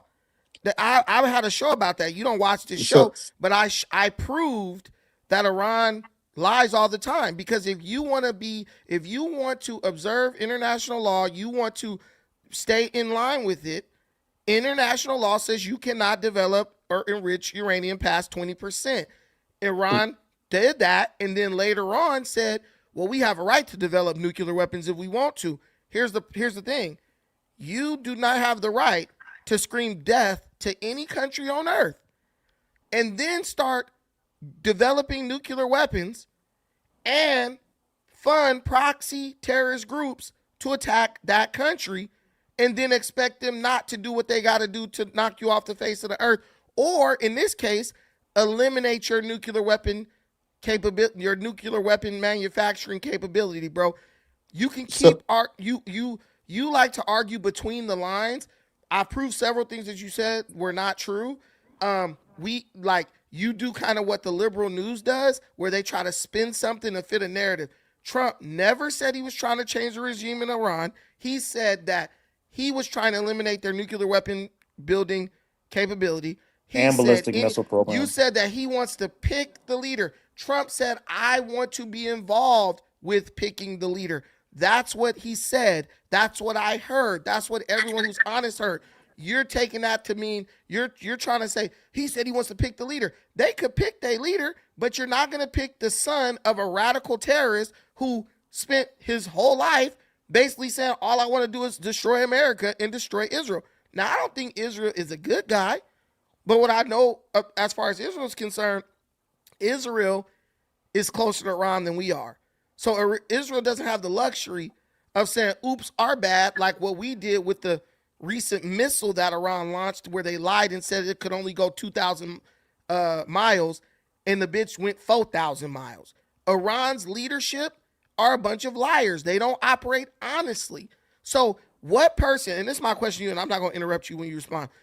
What person knows someone is constantly lying, they're proven to be liars, but you're going to trust them? Oh, Scouts honor, we're not going to build nukes. Scouts honor, we're not going to make weapons that can go 4,000, 5,000 miles to hit you. And we're not going to bomb everybody around us with nuclear weapons. I don't trust that. America's not stupid. They know what they're dealing with. Those people in the White House know the characteristics of Iran better than you. So So what you say, your opinion on it is valuable to me, but when it comes to the country, it's irrelevant because they have to protect millions of lives and they can't risk letting Iran get a nuclear weapon. Go ahead, Rosado. yeah, a couple things. Say I'm liberal. All right, cool. Tulsi Gabbard, head of the National Intelligence Agency, on record saying the assessment of the intelligence community, the U.S. intelligence community, says Iran was not pursuing a nuclear weapon. This is Tulsi Gabbard, not me. Trump's pick for the director of what is it, national intelligence. You can just read when she was having the hearing a couple days ago. I Again, don't I'm the think that's what liberal. she If said I can exactly, fit, but go ahead. can I finish? You could pull it up. Again, this is public record. You don't have to believe it. It's public record. This is what Tulsi Gabbard said. Trump said, I don't care what she said at the time. Fast forward, Trump bombs, three nuclear sites? He drops the Moab, mother of all bombs, the biggest bomb on the planet. What did he say after that? We I don't think he obliterate. dropped the Moab, I but thought you said okay. you wouldn't interrupt me. I'm just correcting it for I the thought sake you of could information. wait. It wasn't a You could Moab. wait. He said we obliterated. Up. This is quote unquote verbatim. This is in June, less than 10 months ago. We obliterated their capability. Hooray for us. Great mission. Stick a pin in it. It's done.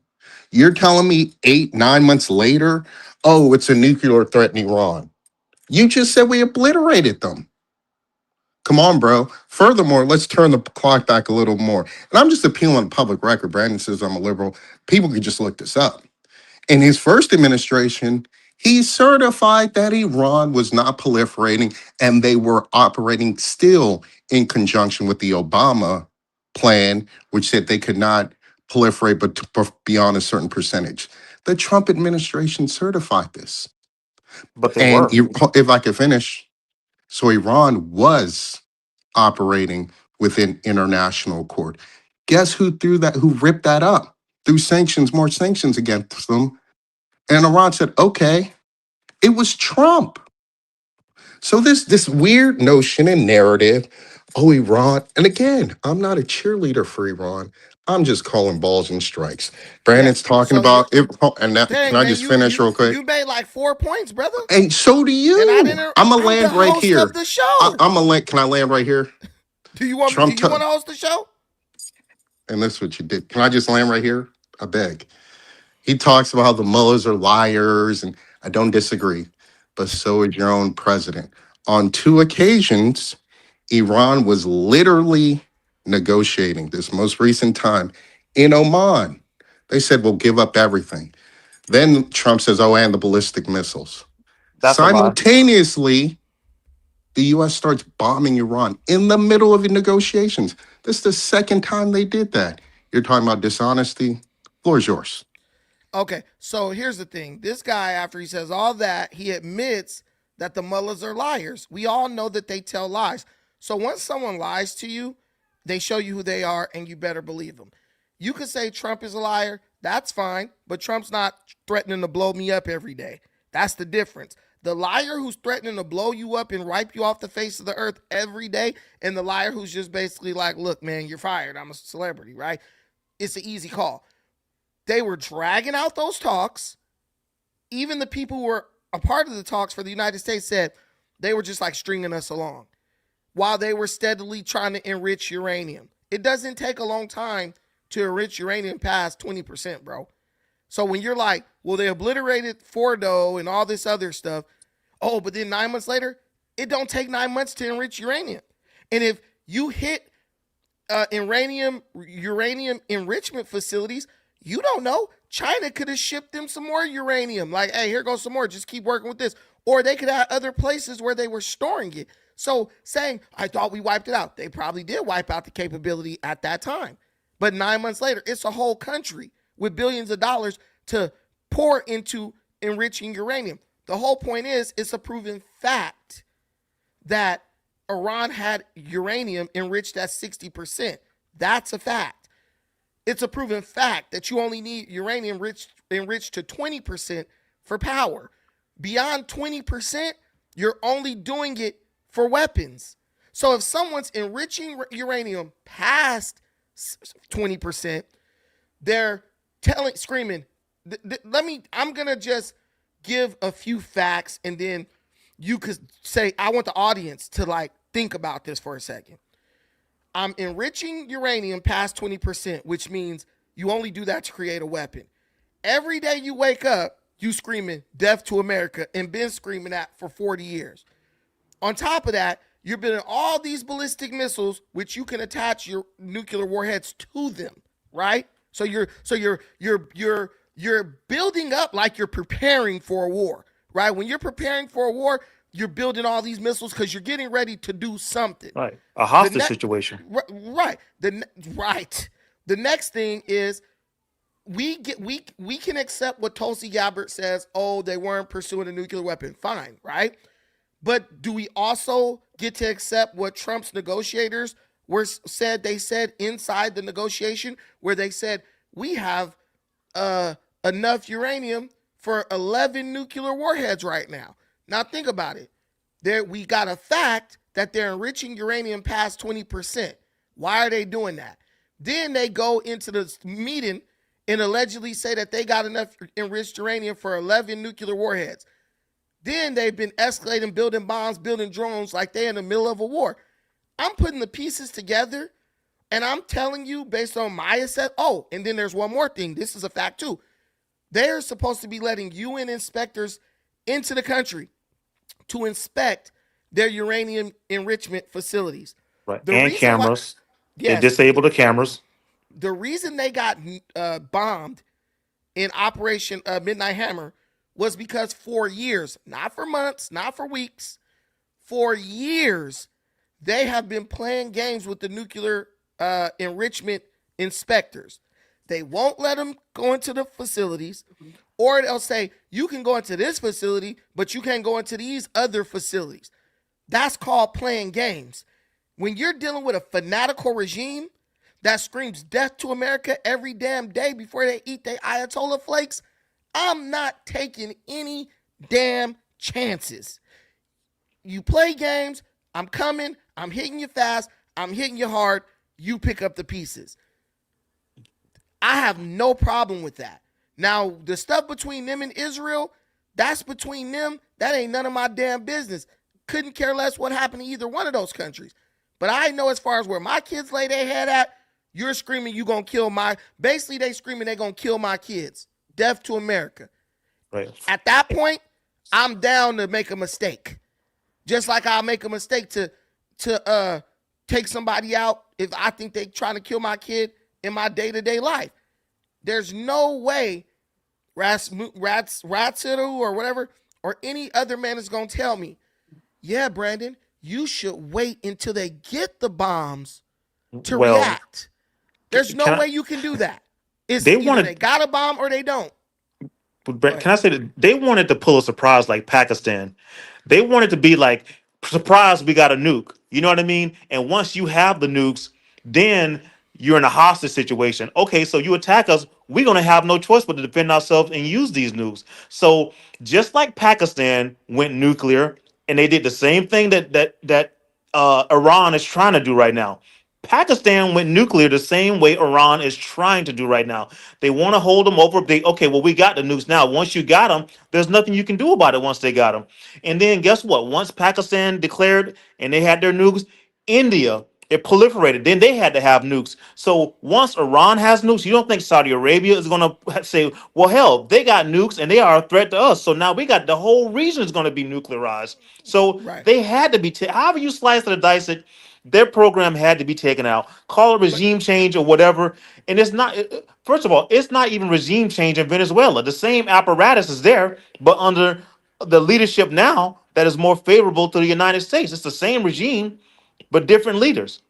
right. So And Yeah, that's these false. dudes, Couple things. Can these I dudes. respond to you, Wait, you Brandon? can wait It's a been minute. two You can people. wait a. All You right, can no wait. problem. You can wait. You yeah, talk you went longer for a than long either one of time. us. Stop. So the whole thing I'm telling you is this is a matter of life or death. This ain't tiddlywinks, okay? These are people who will kill. They've proven they will kill. I'm not. I mean, who wants like my boy Sucker Season said? Name somebody else who play like that. And that's the problem with black folks. Black folks get to watching this liberal media and they start thinking that they're in some type like they're super like they got a superpower. Like we gonna call Superman and he gonna go over there and knock the nuclear weapons into space and it's gonna blow up. No, bro. You see right now, bombs are actually hitting Israel. Iran is Saudi shooting bombs. Arabia, Oman, Iran, Iran is UAE. yeah. Iran is shooting bombs at countries that ain't even ever did nothing to them. Talking about we're going only after the American assets. Listen, man, you're killing innocent people who ain't got nothing to do with nothing. A country that will do that to their own Muslim brothers, I know they wouldn't even hesitate to take me out. So if y'all want to live like that, that's cool. I'm thankful that we got a president who's willing to make the tough decision to do everything he can to keep this country safe. Go ahead, Well, real Rashawn. quick, So and hold Brandon, on, like bro. you You said, just can spoke, Wait, I say let him something? Can I finish. FF. finish up real quick? Let me just No, real you quick. just spoke. Both of I you. didn't. You wanted I didn't even speak for half the time you Brandon, spoke. You spoke for like an bro. It's hour, two bro, against and I one. had like All right, 15 Okay. good seconds. show, I just bro. got Okay, give me 15. 10 We'll seconds. give him 15 seconds, and then you Yeah, got give it, me 15 Rash. seconds. And Rashawn. like Brandon said, you have no business enriching uranium to 60% except to make a weapon. President Trump said, we told him we will even give you peaceful spent rods for civilian use. They refuse that. They refuse that. So what how you got to be delusional to not think that they are trying to produce a nuclear weapon and pull a Pakistan and say, "Oh, it's too late. We already have the warheads." And at that point, it's too late. All right, You know? time's up. But go Time's up. ahead. Go ahead, Rasad. Yeah, I don't know. It's just cheerleading what you said. Anyway, couple things. I'm just going to appeal to the experts on this matter. Tulsi Gabbard had a hearing last week.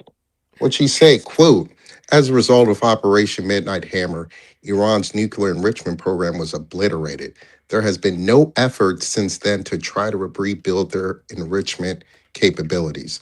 The entrances to the underground facilities were bombed and have been buried and shuttered with cement. Jack, what's his name? The Kent dude, who just, if you will, defected from the government. He said Iran was no threat. Joe Kent, former director of the National Counterterrorism Center, that Trump nominated this gentleman. Iran posed no imminent threat. So I appreciate Brandon's fear and this other gentleman, no problem. But we're just going to appeal to the individuals who are privy to the intelligence in this own government, handpicked by Trump. They're saying the counter of what Trump's saying. That's just public record. Number two, Iran has a right to defend herself. These neighboring Gulf countries are proxies for the U.S. You have a main port in Bahrain that aids in with the military, U.S. military. You have bases in these other regions. Of course, they're fair play. What do you mean? Of course, they're fair play. So Iran's going to bomb them. That makes total sense. I don't know why people are shocked, right? Brandon wants to appeal. Oh, innocents are dying. The U.S. What was it? The first day they dropped a bomb on a girls' school. They killed 185 girls, schoolgirls, minding their business, northern Who Iran. puts the girls' schools Can next I to Hey, a finish? military Can I facility? finish? let him finish. Let Can him I finish. Let finish? him finish. So this argument to appeal to morality, oh, they're killing civilians. Israel just decimated, genocided the Palestinians almost. And you want to appeal to authority? And we're going to be honest again. I'm with zero proliferation. If you really want to end it, the proliferation, the nuclear arms race began when the first country got them. Of course, every other country is going to get them. And Iran, whether you like it or not, views Israel as an imminent threat against them. And they say, you have nuclear weapons as a sovereign country. We have the right to have them. But guess what? Apparently, the Ayatollah, with his religious Islamic sensibilities, said, Nuclear weapons are haram. Islam, that we shouldn't laugh all you want. This is what was said. And This is again, laughable. it, cool, laugh to yourself. Let me finish. All intelligence has shown they didn't proliferate to weapons grade. They had all the ability to, they have not. Furthermore, you talk about this death against America. Do you know the American in the West history in Iran? You'd be screaming death to them, to America also. They're, the mullahs didn't just wake up and come to power. It was BP, it was Western oil interests that destabilized Iran with the CIA, put in someone, then the Shah came to power, and then the mullahs overthrew him. And this is what's been the sordid history, destabilized by Western interests for 50 odd years.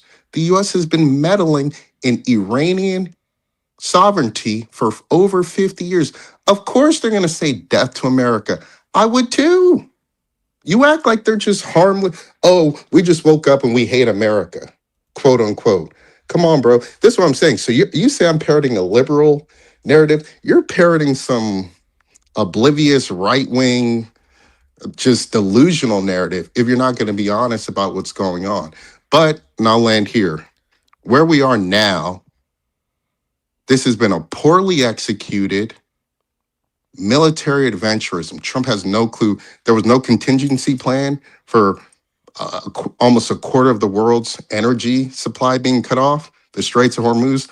All military analysts knew this would be something Iran would do under threat and pressure, but Trump had no contingency plan for that, right? He had no contingency. No regime is changed by just air bombardment. He obviously has no, hold on. He obviously has no, You're repeating yourself now. I never say anything about the You Straits said of this Hormuz. earlier when you first came. Okay, go ahead. Go ahead. You've been now. I just want you to remember you've been talking longer than Man, he everybody been he else. been talking for a long time, and when somebody talk for like 10 seconds, he go ahead. Bro, you're Man. just piggybacking Brandon. So, but that's No, neither no, here nor I there. made my All own good. point. I didn't even talk. All I didn't good. say anything that Brandon said. I'm a land here and Yeah. say this. All right. Iran's a sovereign country. They have a right to weapons, a military to defend themselves.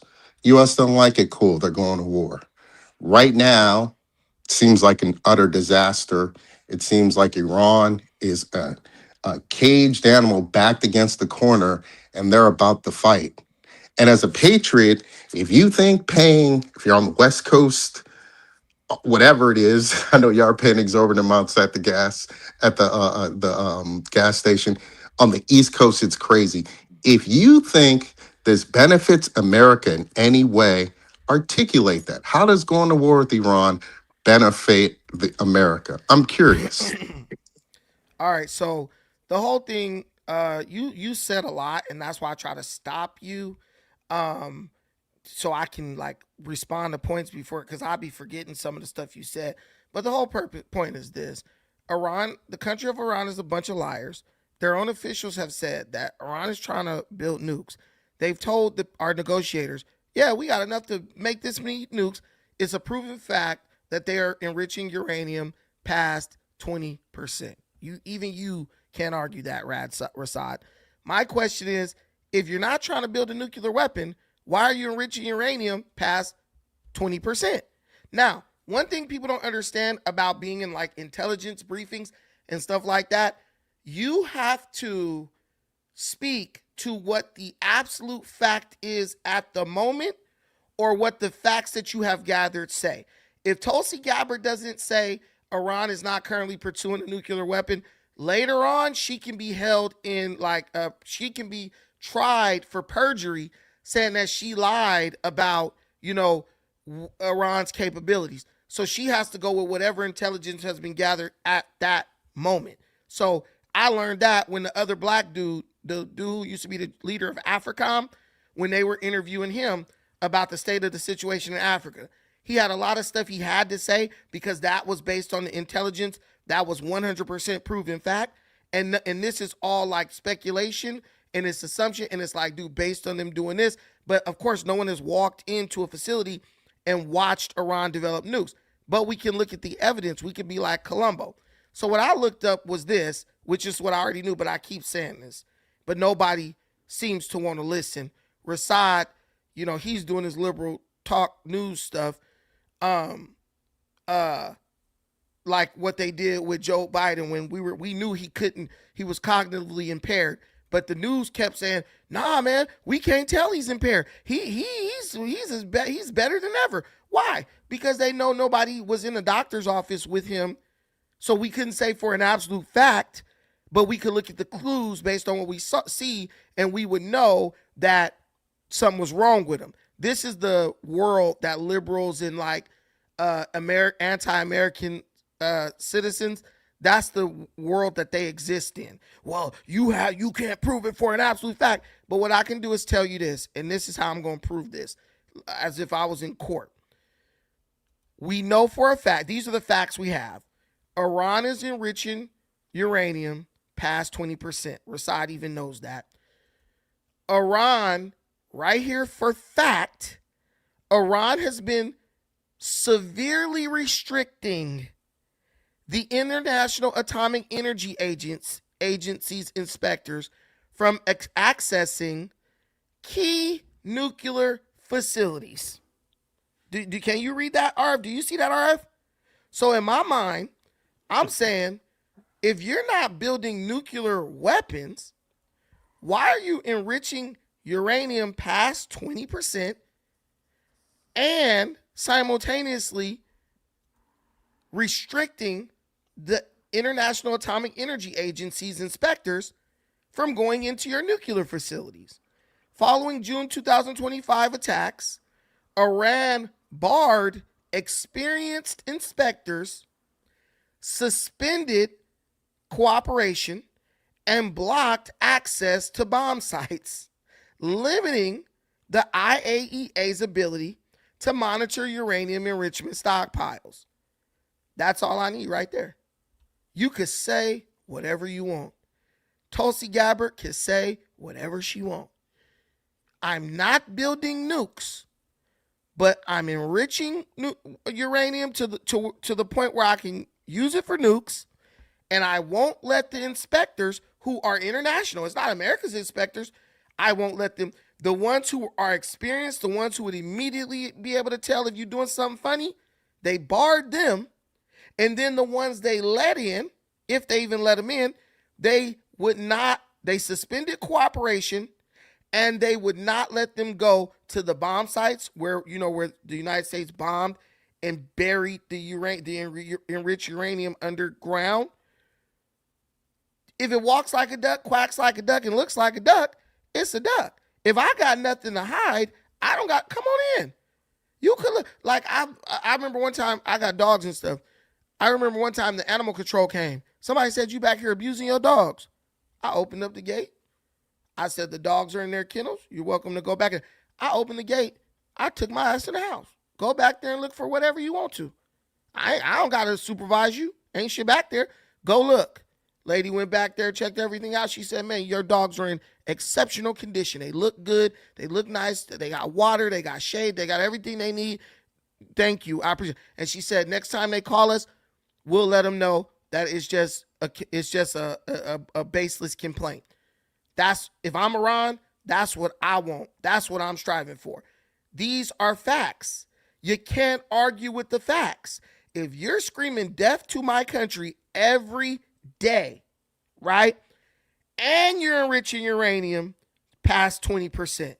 And you're building a stockpile of ballistic missiles, like for what? Like you about to go to war.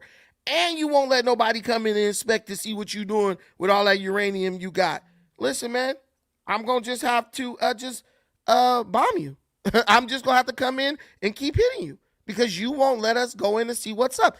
The United States lets the inspectors inspect their stockpiles. They don't hide it. Come on in, see what you got to see, etc. So these guys can run around with these assumptions, assertions, whatever. How many people saw 9/11 coming? These guys right here would have been like, "No, there ain't no imminent threat." And then bam, here it is.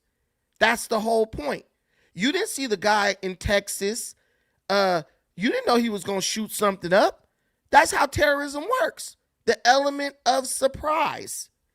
They can't let you know anything because if they do launch a bomb, you could possibly shoot the bomb down. You could possibly shoot the bomb down.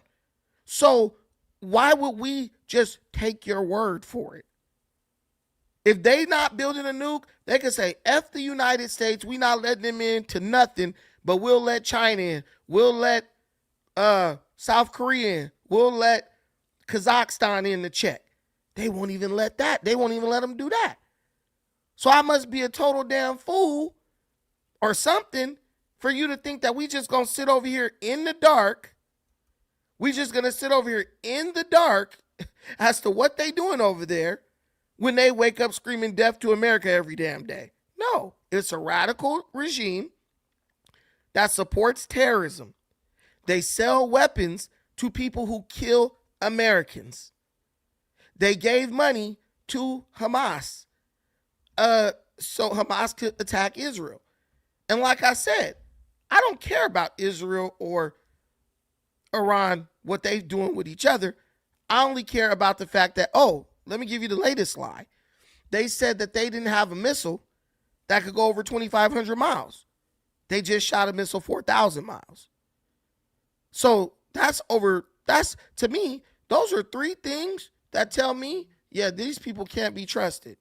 Y'all could trust them. I'm just glad that we have a president who's not dumb enough to trust these people, because they're not people that you can trust. And if you do trust them, I hope that the love is good and the relationship is pure, because it could cost you your life. I'm not playing around with my life. But here's the good thing. We will get a Democrat in office. The Democrat will lower the guard. Democrats will do whatever. You know what I'm saying? They'll attack Israel, talk trash to Israel, whatever. And they'll say, well, we trust Iran. They're not going to build nukes. Remember, Biden and Obama were giving Iran billions of dollars. The missiles that you're getting that are being shot from Iran right now, those missiles were made with money that was given by Joe Biden and Barack Obama. Just know that. Iran don't care about you. They got no love for you. The Islamic regime, they don't got no love for black folks. Ain't never had no love for black folks. Islam is a religion that basically grew off of the enslavement and abuse and colonization of blacks. Just know that. So I just don't want you to be surprised if something happened and they do take over and then they come in and they like, yeah, put these shackles on. Don't be shocked, because I'm trying to figure out Israel, though I don't really care what they do. Israel has colonized 0 countries in Africa. Islam has colonized dozens of countries in Africa. Israel has enslaved 0 Africans from the time they were a country. Islam, or Judaism, I should say, has enslaved millions and millions. Judaism has enslaved 0 Africans. Islam has enslaved millions and millions and millions of Africans. I'm going to go based on the history. That's what we do as black folks. We look at the history and we say, I ain't fucking with that. I ain't going to go to a Klan rally, even if they invite me. Why? Because I know the history. I know what they've done. You're telling me that Israel, the white man didn't convince you, right? Or the Arab, he didn't convince you. Hey, blacks, yeah, we didn't enslave y'all, castrated y'all, abused y'all for centuries. But this time, we the good guys. And them Jewish people who ain't ever really did shit to you, they ain't colonized nothing in Africa. They the bad ones. Man, if you don't get the fuck out of here, I'm not even saying they good. I'm just saying I know you're bad. I know you're bad. And then, I got my friend, he's deranged, he's crazy. He's like, yeah, see, it's the greater Israel. Da-da-da-da-da-da. Bro, Israel ain't expanded at all. Since they've been created, they ain't expanded at all. Now, but the Arabs, they done went through Africa and everywhere else and took over. They took over. But Israel's the one who's about to colonize and do all this stuff. It just don't add up for me. I'm down to look at the Israel stuff with a totally objective lens, cause like it is what it is, whatever. But I know for a fact what Muslims do when they get access to black populations that are weaker than them. I know for a fact. Nobody got to tell me what they do because we've lived it. I'm not reliving that again. I believe that if Iran got a nuclear weapon, I think they would immediately go into African countries and start taking resources and dare the United States to do anything to them. It's expanded, but not in no significant way. This whole thing right here, look, these the guys y'all saying, Brandon, you should side with them. Right here, you see that whole top of your continent? They took all that, all this. They weren't happy just being in and I'm talking about Islam, the same religion that's ruling over Iran right now. Morocco, Tunisia, Egypt, Mauritania, all these countries, right? Algeria, all these countries. Then the black countries that they got into, Sudan, South Sudan, Somalia. What's going on with those countries? All they doing is fighting all the time. That's all they do.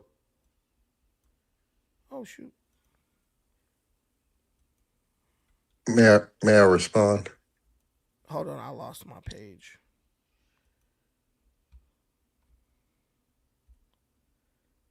Hold on.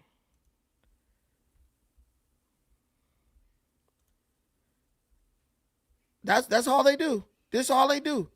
All the black people who adopted Islam in their country and all that, all their countries are doing is fighting, war torn. Tell me the black country that adopted Islam and they're just thriving. There isn't one. Not even one. Every black African country that is ruled by Islam, Islam is the number one religion. It is just fighting, death, killing, abuse, all that stuff. That's just not good for us. And I'm never going to say it is because it's just not. Go ahead, R. I'm going to just call you R. Thanks. A couple things. Your IAEA reference, it said as early as 2026. If you kept reading, it said after they were bombed. And this is true. After they were bombed, they said there's no reason to be in any agreement with any international agency or the U.S. If you're going to preemptively bomb a sovereign country, we pull out of any sort of accord or agreement. Iran declared this, which is not absurd. Number two, just a point of correction. The U.S. doesn't allow any IAEA in this country for any nuclear inspection. No way. They never have and they never will. Israel doesn't even acknowledge they have nuclear weapons. They give a middle finger to the international community concerning nuclear weapons. This is the irony. You have two nations that uphold the most egregious double standard when it comes to nuclear weapons. For instance, the U.S. is the only country that's ever used one. And they have the goal to come to Iran and say, we're going to go to war with you because you won't disclose what you're doing, X, Y, and Z. Yeah, if I was Iran, I'd stand on my square also. And this is the irony. Many of the population are looking at it as an affront against them from a nationalistic standpoint. When Trump says we're bombing your power plants, when they start hitting infrastructure like the oil refineries, which Israel did 3 days ago, the average Iranian is saying, oh, this isn't an affront against the regime. This is an affront against us as Iranians, which is complete contradiction of what Trump said. Oh, we're lending cover and support for you to overthrow the regime. So again, all of this is a farce. Any objective analysis will see that. Trump has no plan. He's flying off by the whims. He was manipulated by Netanyahu to do his dirty work. Israel and Trump now were looking with a yard stare, and they're playing it by ear. Trump doesn't know how to resolve this Hormuz crisis. If it continues, we'll see $150 barrel of oil So you'll be paying, depending where you are, $10 on the East Coast. I mean West Coast, $7, $8 on the East Coast. Inflation will skyrocket. It'll effectively end Trump's political career and MAGA at large. This is a complete disaster. So any patriot, I don't care what side of the aisle you're on, you'll look at this and you must be aggrieved. Your sort of unwavering support of Trump and everything he does, Yeah. I mean, that's just consequential, sort of being a sycophant. And, you know, you relegate me to being a liberal. Okay, that's fine. I'm So gonna land here. Can I I'm land gonna. here? 10 more You got seconds. 10 seconds, literally 10. I'm a, okay, cool. I'm gonna land here. You say I'm a liberal, but I'm parroting what Tucker Carlson saying, Alex Jones, Owen Schroyer, Steve Bannon. Listen to who he. Come on, Okay, your bro. 10 seconds is up. Listen to who he said. What he said. Who he says he's parroting. People who basically, based on who pays them and funds them, that controls their narrative. He said this. I'm parroting Tucker Carlson, Alex Jones, Steve Bannon. He's parroting freaking Joe Kent, Scott Ritter. Bro, we know what the conspiracy theorists are saying. They don't have to live with the results of what they say. We know that, right? We already know. But so let's read what my statement said, because at the bottom it clearly said this follows years of progressive limitations since 2018. Now, earlier in the show, I said Iran has been blocking nuclear inspectors since 2018. Me pulling it up was just a little bit of visual confirmation. Most people are just listening. I've researched this a long time ago. They've been having this funny business with the cooperation since 2018, bro. Long before they were ever bombed, even after they got loads of money from American presidents. No one's gonna be dumb enough to sit up and trust them when they've been playing these funny games for almost 10 years. Okay? They've been playing these games almost 10 years. But what we like to do is we like to do revisionist history, or we like to pretend like we just forgot that Iran's been building, trying to work towards nuclear weapons this whole time. Iran is escalating. Iran is building missiles like they're in the heart of war, in the middle of World War II, bro. There's no one in this world who is building missiles at the rate of Iran. And my question is, what are all these damn missiles for? Because once they build the missiles, attaching a nuclear warhead to them ain't nothing. So, yeah, you can believe that. You, Alex Jones, Tucker Carlson, Scott Ritter, Candace Owens, you can believe that. Y'all can say whatever y'all want, but nobody on earth is going to elect any of these people to be the head of anything, any country, because they understand these people speak based on who's paying them at the time. If the anti-Israel lobby get a hold of Carl Tucker, he gonna speak against Israel. If the Israel lobby get a hold of Tucker, he gonna speak in favor of Israel. That's just the way it goes. They're sold to the highest bidder. We already know that. So what you're saying, it might make sense to you, but I'm gonna go with what Jared Kushner say. He in the room with the Iranians. I'm gonna go with what the Iranian officials have said. There's Iranian officials who, or ex-Iranian officials who are like, nah, they trying to build nuclear weapons. That's the whole goal. And it makes sense because once they reach that finish line, there's nothing you're going to be able to do to stop them. So I get it. I'd be doing the same thing if I was them. I know what I'd be doing if I was Iran. And here's my thing. Let me ask you a question, Radmussen. How do you pronounce the name, dude? Just tell us how you pronounce the name. Rasadu. Rasadu. You must be a Muslim. But so let me ask you a question. Why does Iran need to enrich uranium past 20%?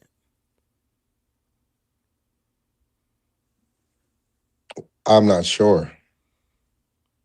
But if I may, Go ahead. I know when they were under the Obama plan, they were staying in line with the standard that was mutually agreed upon. It was, again, Trump certified it. Why don't you pull that up? The Trump administration certified it, but continued to aggress towards Iran. Furthermore, you talk about this money that was given to them. Yeah, This was their money that the U.S. illegally and the international community illegally froze. it And they wasn't just get, illegal. but it was their money. Why don't you add Any that? Hold country, on, hold on. Can I finish? Why don't you add that? That's disingenuous to say, you're you're oh, the U.S. gave them all this money. you're It was their wrong. money. You're It was, wrong. hold on, it wasn't Iran's money? You listen, bro. That's a yes or no question. It It, wasn't Iran's money it that was was it frozen? was 100% Iran's money. Okay, you never But add what that you though. no, I didn't. No one's brought it up. It was 100%. You just said Obama gave him a bunch of money. You Listen, said that five it was minutes one. It ago. was 100% Iran's money, but it was not illegal for the assets to be frozen. It is a law that if you participate in the world economy, and the world economy gains win of you funding terrorism, your assets are subject to be frozen. Every country knows that. So how was that illegal? I never. Iran knows the rules. Iran knows the rules. They choose to break the rules and then scream that they're the victim. This is a country that is comfortable with breaking the rules. And when they get caught, just like every other criminal, they say, oh, we're the victim. No one's forcing Iran to give Hamas money. No one's forcing Iran to give Hezbollah money. No one's forcing Iran to give terrorist groups roadside bombs and give them money, bro. What country spend 50 million a month funding terrorists? They knew what was going to happen. Do not say that that was illegal. It was not illegal. That's So why they kept negotiating with Obama. They knew they fucked up. And they told Obama what he needed to hear so he could feel comfortable with giving the money again. You know what they did? They continued to use that money to kill American troops in Iraq, in Afghanistan, bro. Then Biden gave them a bunch of money. What did they do? Right? What did they do? They literally used that money to fund Hamas, Hezbollah, and all that stuff. You can say whatever you want, but if your money is going to, bro, if you get caught up in a RICO, what they do with your money, bro?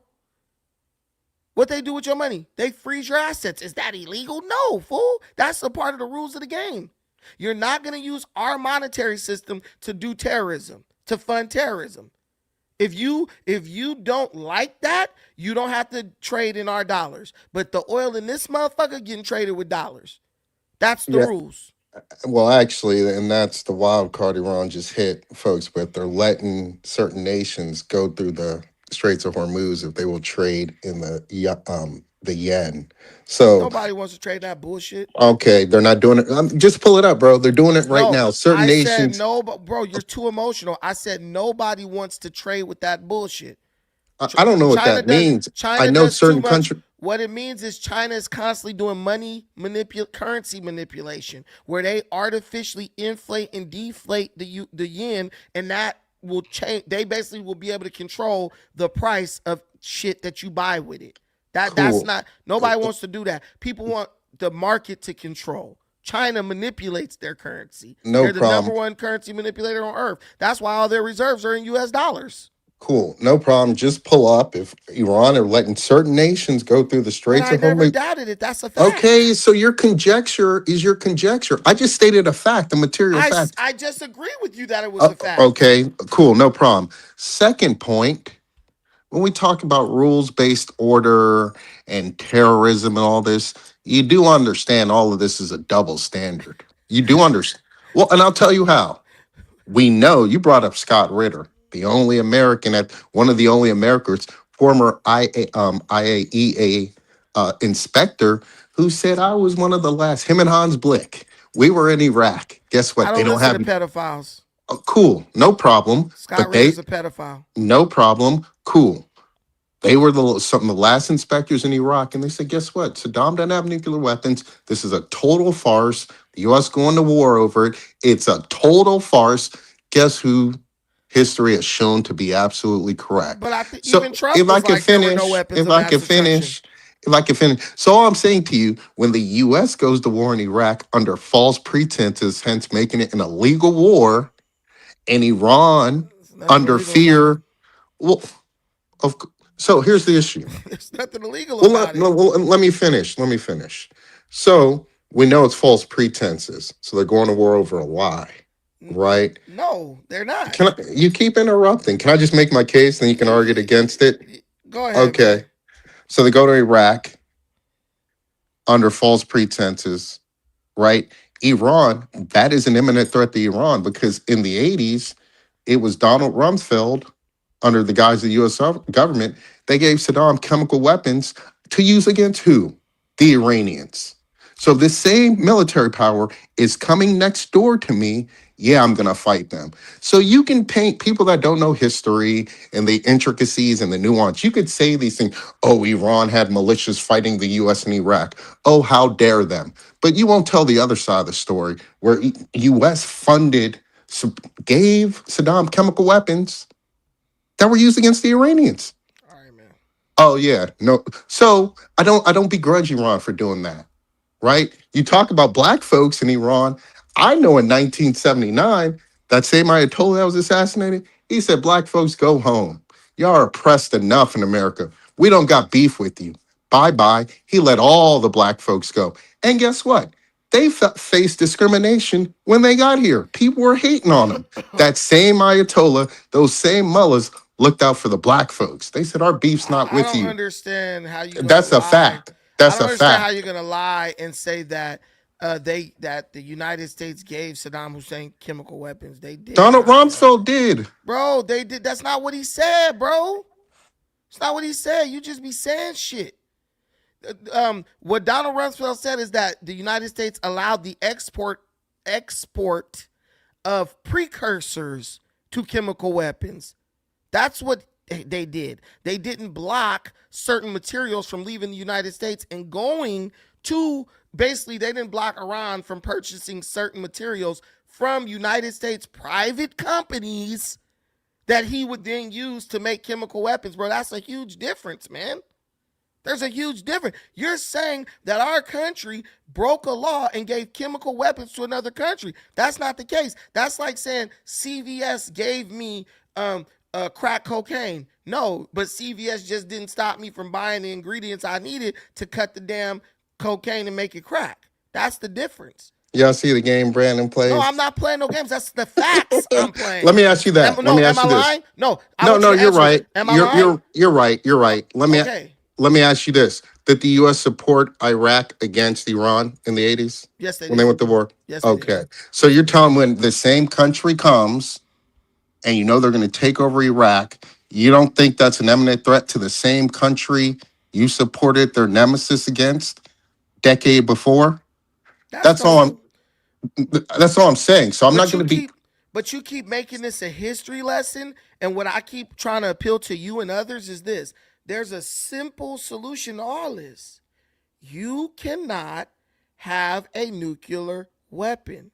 And the major reason why you can't have that nuclear weapon is because you like to scream death to America, and it's been shown that you are willing to use weapons and provide weapons to people who want to kill Americans. We're not saying you can't build up all your missiles and shit. That's a new thing. We're not saying you can't build roadside bombs. We letting you do all that. We letting you do all that. But you just can't have no nukes. That's it. It can be ended with that alone. Just stop trying to build nukes. Iran is like, we want to have nukes. Here's the issue.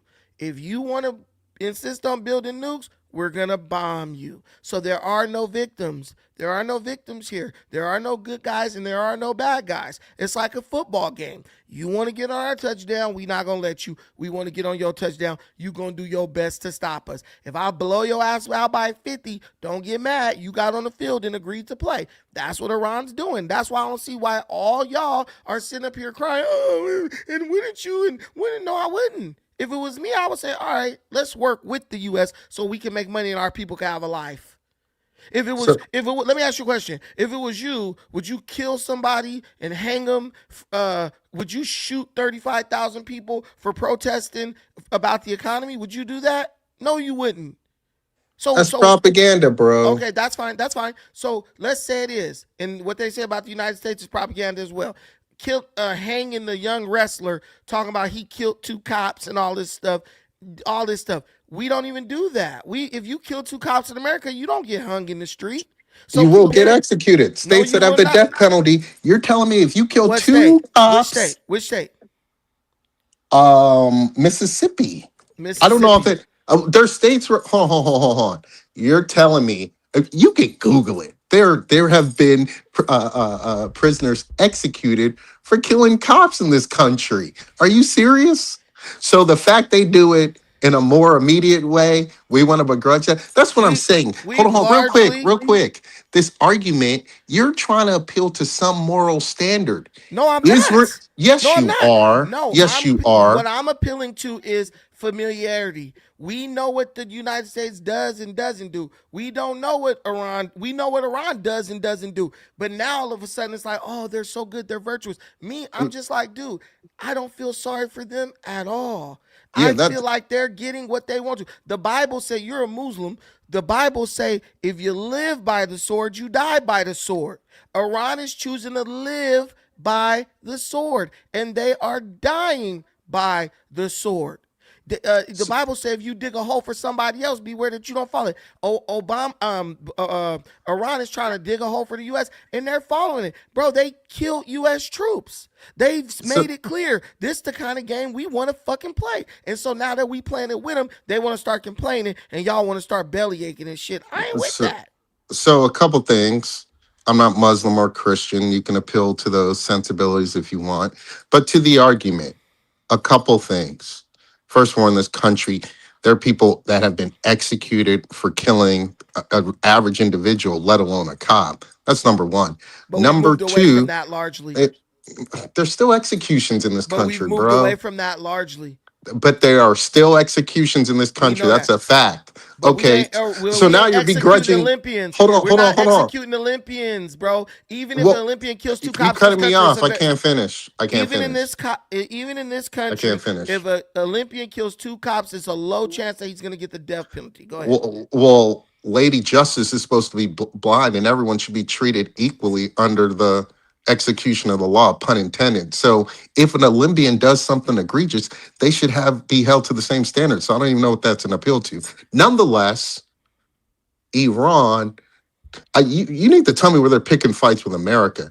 Every claim that they have done something to America, it's troops that are engaged in military adventurism in their surrounding territory. It has nothing Whether to do it's with them. Iraq, whether it's Iraq, whether it's Afghanistan, both of these were military adventurisms that ultimately ended in complete disaster. Right. So if I'm looking at Iran, and again, you say I'm giving a history lesson. You darn right. Because when you say, oh, they're saying death to America, there's a historical narrative that gives birth to this. The US has antagonized this country for half a century, bro. So Hold on, if I can antagonized who? finish, if Go I ahead. You can got 10 finish, seconds. You got under 10 the seconds. guise of trying to take their oil. Yeah. All right. So The U.S. doesn't need a fucking drop of oil from Iran, bro. That's the most laziest bullshit you've said this whole day, bro. The U.S. is the reason the Ayatollah got even got put in power. Literally, he's a beneficiary of cooperating with the CIA. And Iran, the Ayatollah. See, you talk about history and then you lie about the history, bro. The CIA helped the Ayatollah overthrow the Shah in in basically uh under the agreement that the Shah, that the Ayatollah would sell Iranian oil for dirt cheap to to Western countries. So the Ayatollah originally was working in cahoots with the CIA. That's a fact.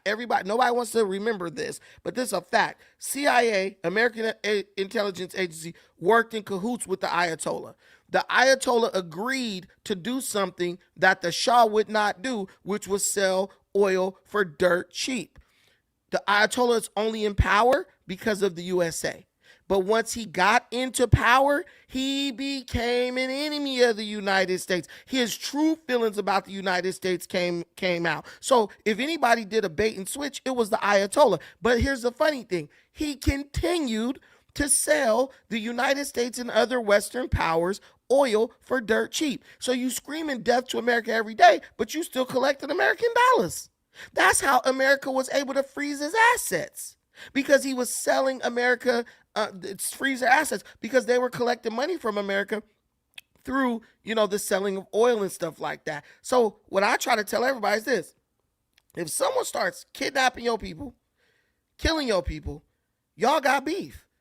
Bro kidnapping Americans because he got mad when America just said, you know what? We don't need your shit like that no more.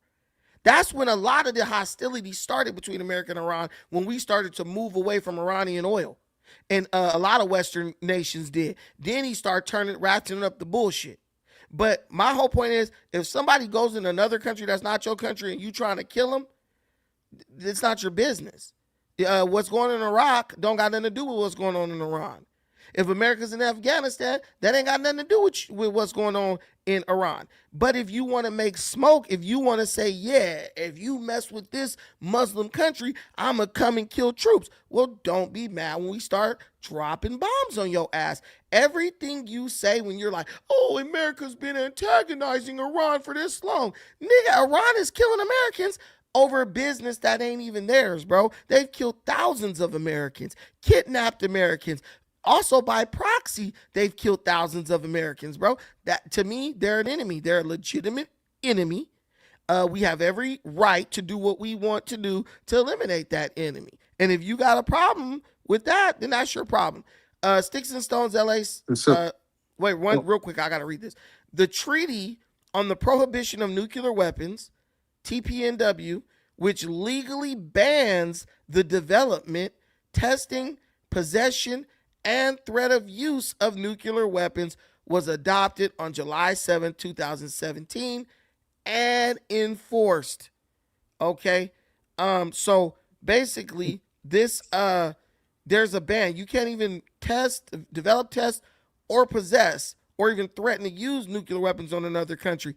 So Iran's in violation of that. yeah, here's the crazy thing. Does Israel abide by that? Are they signatories to that? I don't want to hear Can this. you No. can you Can I prove that finish? Israel has nuclear weapons? Can you Can I provide can proof I right finish? now?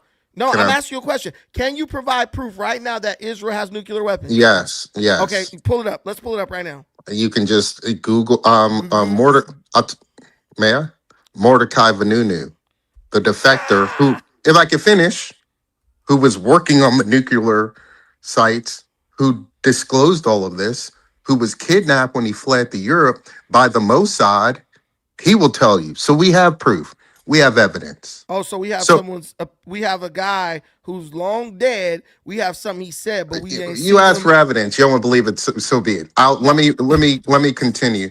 Let me continue. Right. So so So Jared you keep Kushner, cutting me off. I can't wait. So finish. Jared Kushner, we can't believe Jared Kushner, but we could believe Vanunu. All right, gotcha. Well, no, I don't. I'm not inclined to believe Witkoff or Kushner because, and I'll tell you why. The first time Iran was literally negotiating with them, they bombed them simultaneously in the middle of negotiation. To me, that indicates you're not a good faith negotiator. This happened for a second time. Now they spoke to the foreign minister of Iran, and they spoke to I think it was the Omani foreign minister. He said what Witkoff and Jared Kushner said was not true. Now, listen, I'm going to give him the benefit of the doubt. Perhaps there was some mistranslation or the way things were conveyed, but the man from Oman, who doesn't have a horse in the race, if anything, he would side with the U.S., he said that's not true. What he said, Iran said they would go to 0% proliferation. But then the US started demanding things like no ballistic missiles and so forth, which leaves Iran as a sitting duck when there is a history of unprovoked aggression from Israel. Why would you say no? We're gonna that is derelict as a country if you were to give up your ballistic missiles, your armaments, knowing Israel has been a continuous threat against you. Let's remember during all of this, Israel has systematically assassinated Iranian citizens that were scientists. They have done everything they could to sabotage. They have infiltrated Iranian society, government, and all institutions with spies with the explicit purpose of collapsing this government. You're telling me if you were Iran, you say, "Oh yeah, we're going to give up all our defenses against Israel." This is not the nonsense, There bro. are plenty. Listen, there is tons of Muslim countries with plenty of capability to fight with Israel. This idea that Iran is just, we have to have nukes to protect ourselves from Israel. Bro, you talking about what Israel is going to do. Israel ain't done it. Israel could, if Israel has a nuke, they could have been dropped it on Iran. And there's very little that anybody could have done to stop it, bro. Everyone's talking about what Israel's gonna do or could do. The only the only country I see that's killing American troops is Iran. And Iran's doing it, and you're like, well, they have a right to do it because America's in their backyard. And that's not true. You don't have the right to kill anyone just because they're in close proximity to your country. You don't. It makes no sense. We listen to Vanuatu. The Omanian is telling the truth, who we don't even know, but Jared Kushner lying. It's just hearsay. One guy say what you want to believe, you agree with that. Another guy says what you don't want to believe, you disagree with that. Me, I'm going straight to the meat and potatoes. Iran chants death to America. Iran literally refuses to stop enriching uranium past 20%. You've even admitted that. And they will not let the inspectors go in and make sure they're not making bombs. At that point, all bets are off. This is what we know for a fact. We could throw everything away. Heaven and earth may pass away. These are the two facts I want everybody watching this to take home with you. Iran is enriching uranium past the 20% threshold. Once you get past 20%, you are now in the area of creating bombs that can kill thousands and thousands of people. There is no need in 2026 to enrich uranium past 20%, but Iran is doing that. Iran is also blocking UN nuclear inspectors, well, international nuclear inspectors, the people who go in to make sure you're not building bombs, breaking the law. They're blocking them. They're not allowing them to come in and inspect. They haven't been allowing them to come in and inspect since 2017. Y'all telling me y'all want to play? Y'all want to play with that? Bullshit. Bull fucking shit. It's like you telling your kid, hey man, you been smoking weed? Nah, let me see your backpack. No. You know, if you got nothing to hide, the Bible say what's done in the dark comes to the light. My big mama used to say it's going to tell on you before you tell on it. And that's what Iran is dealing with right now. It done told on them. And they done lost all their military leadership. And what shows me they're especially radical is the leadership is just gone, most of it, the majority of it. They still holding on. They still like, no. That tells me that someone is demented. That's like somebody who getting shot up, but they still keep walking towards you. They have a certain, there's nothing left to go. There's nothing left driving them but hate and revenge. I'm telling you, there's nothing but driving them but hate and revenge. Wait real quick. It's been said because Trump canceled the deal. The cancellation of the deal doesn't mean you don't let the other international community come in and make sure that everything is safe. That's stupid. Just because your wife left you don't mean you ain't gotta go pay your fucking car registration, fool. The two things don't mean nothing. Trump canceled the deal, cool. Because okay, so answer me this. Are they also enriching uranium past 20% because Trump canceled the deal? They're literally doing everything Trump said they were doing. They're basically just revealing that they've been doing it the whole time, especially with the missile that they said could only go 2,500 miles, but we find out it could go 4,000. One day y'all gonna wake up and realize Iran has been lying, and they're playing on the gullibility of Americans. The fact that we just love to speculate in the favor of who we think is the weaker. We love an underdog story in America. It's the way we're programmed. So real quick, Go ahead, and then we gotta let Afro Man go. Don't be too long because we got two people. yeah, here's the issue with Brandon's analysis. It's delusional. Too factual. So in December 2003, Afroman, can you mute up? In December 2003, Gaddafi, under the guise of having, alleviation of sanctions and economic impediments, Libya gave up their nuclear weapons program, their long range ballistic capability, etc. Get my Africans on the audience. What happened to Gaddafi? So Brandon wants you to say, oh, the mullahs are liars. They can't be trusted. Woe is me. Who would listen to them? If you're sitting and you're saying our brother here in Libya, kowtowed to the Americans, a good faith actor, did what they said under the guise of a return of integration into the international community. And less than 15 years later, he was in the streets being beaten like a dog and summarily executed by a wild mob that was financed and instigated by the same government that was supposed to ensure integration into the world community. Those are rules you're going to play by. So let Brandon feed you this narrative. Oh, why won't they listen? Why won't they trust America? Why aren't they abiding by the agreements? Because we see when we have a brother like Gaddafi who did it, you Who is see how we, he. nigga? You Let me Iranian? finish. Let me finish. You see what happened to Gaddafi, but look across the water and look at Kim Jong Un. Nobody talking spicy to that man. Why? Because he's got a weapons program. That's just the players on the board. Okay, You're so either weak or you're on the same standard as the U.S. government. But I'm gonna okay, close here. He said, "Oh, Witkoff and Kushner said something. The Omanis and the Iranians say something. Who do we believe?"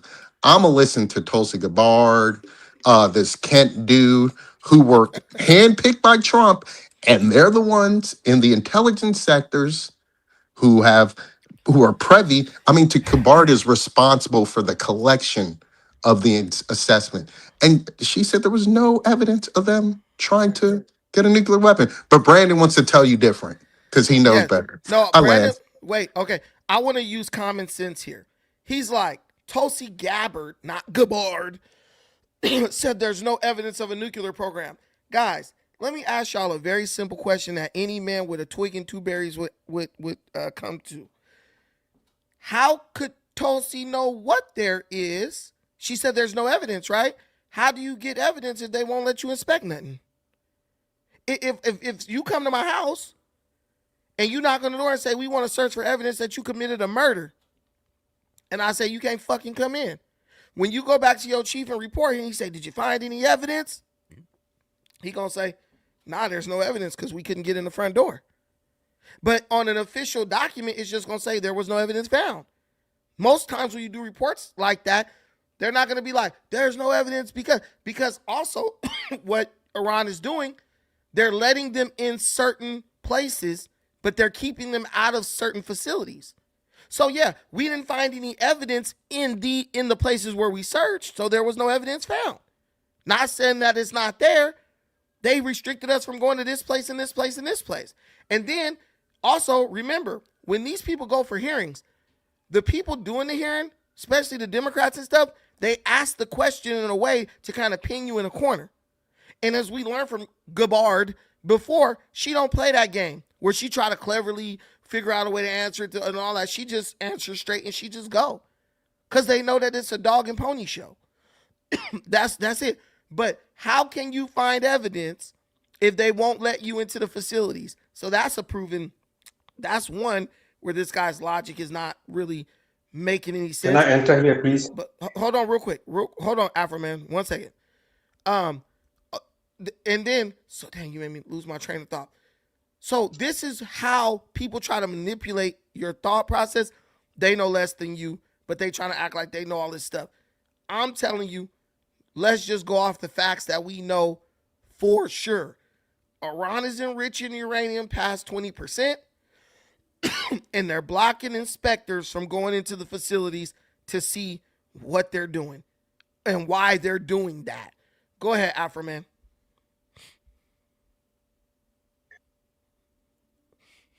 Okay. First of all, I would like to know why you believe that somehow Iran, one, should not have a nuclear weapon. And secondly, you're contradicting yourself. You're contradicting yourself by saying that, by claiming, first of all, that there is no proof, there is no evidence that Israel has any nuclear weapons, when several institutions and individuals have proven that to be untrue.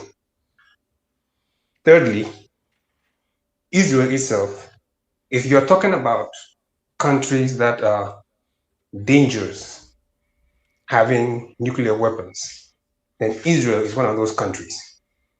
At least Iran is a signatory to the NPT.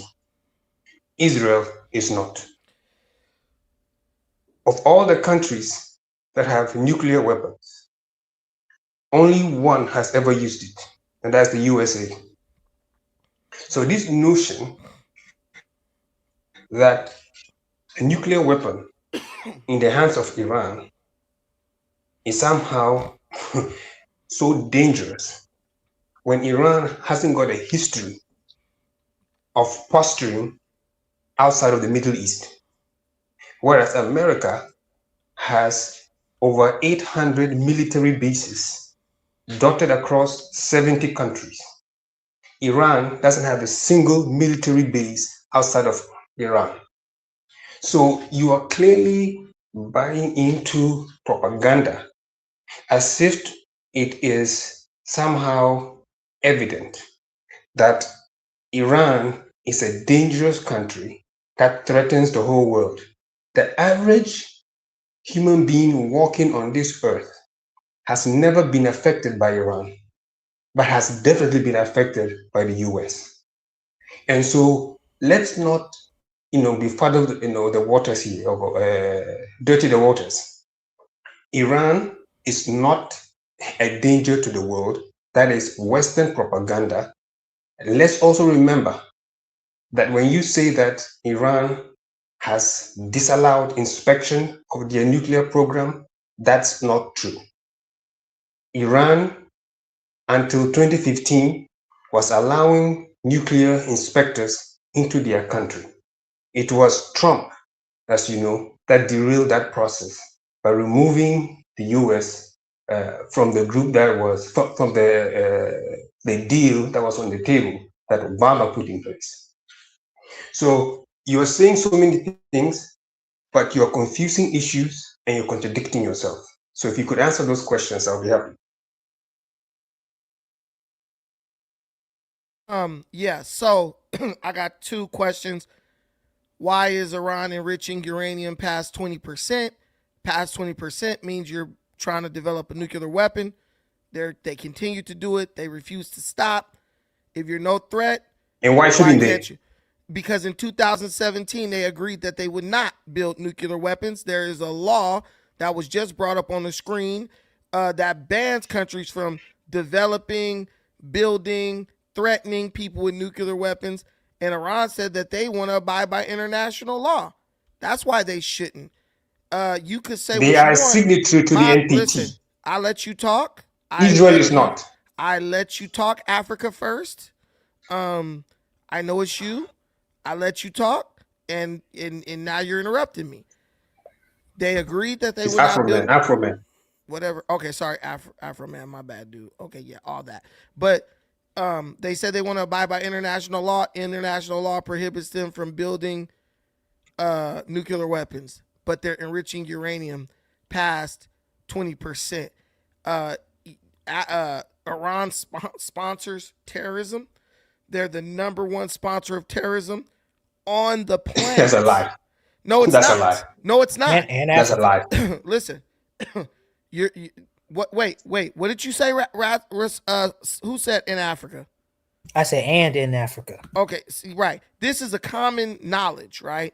Iran does things by proxy. So when you say they don't have a base, outside So of does the Iran. US. Man, can you So stop does interrupting Israel. me? Can you stop interrupting me? You're a black African sitting up here caping for a damn Arab led. I mean, a And you Islamic a black regime. American. But I'm caping for my own country. And I'm caping for my region as well. So what's That's your not point? no. That's not your region, and that's not your country. No, Africa is my region. And Iran ain't in Africa. Oh, it's not. I know that. So stop interrupting me, because you already sounded delusional as hell. But America is here. America is my country. America is in Africa. It doesn't matter. We're helping. And I'm saying American influence is in Africa. Yeah, and that's good. And that's a good thing. That's a good thing.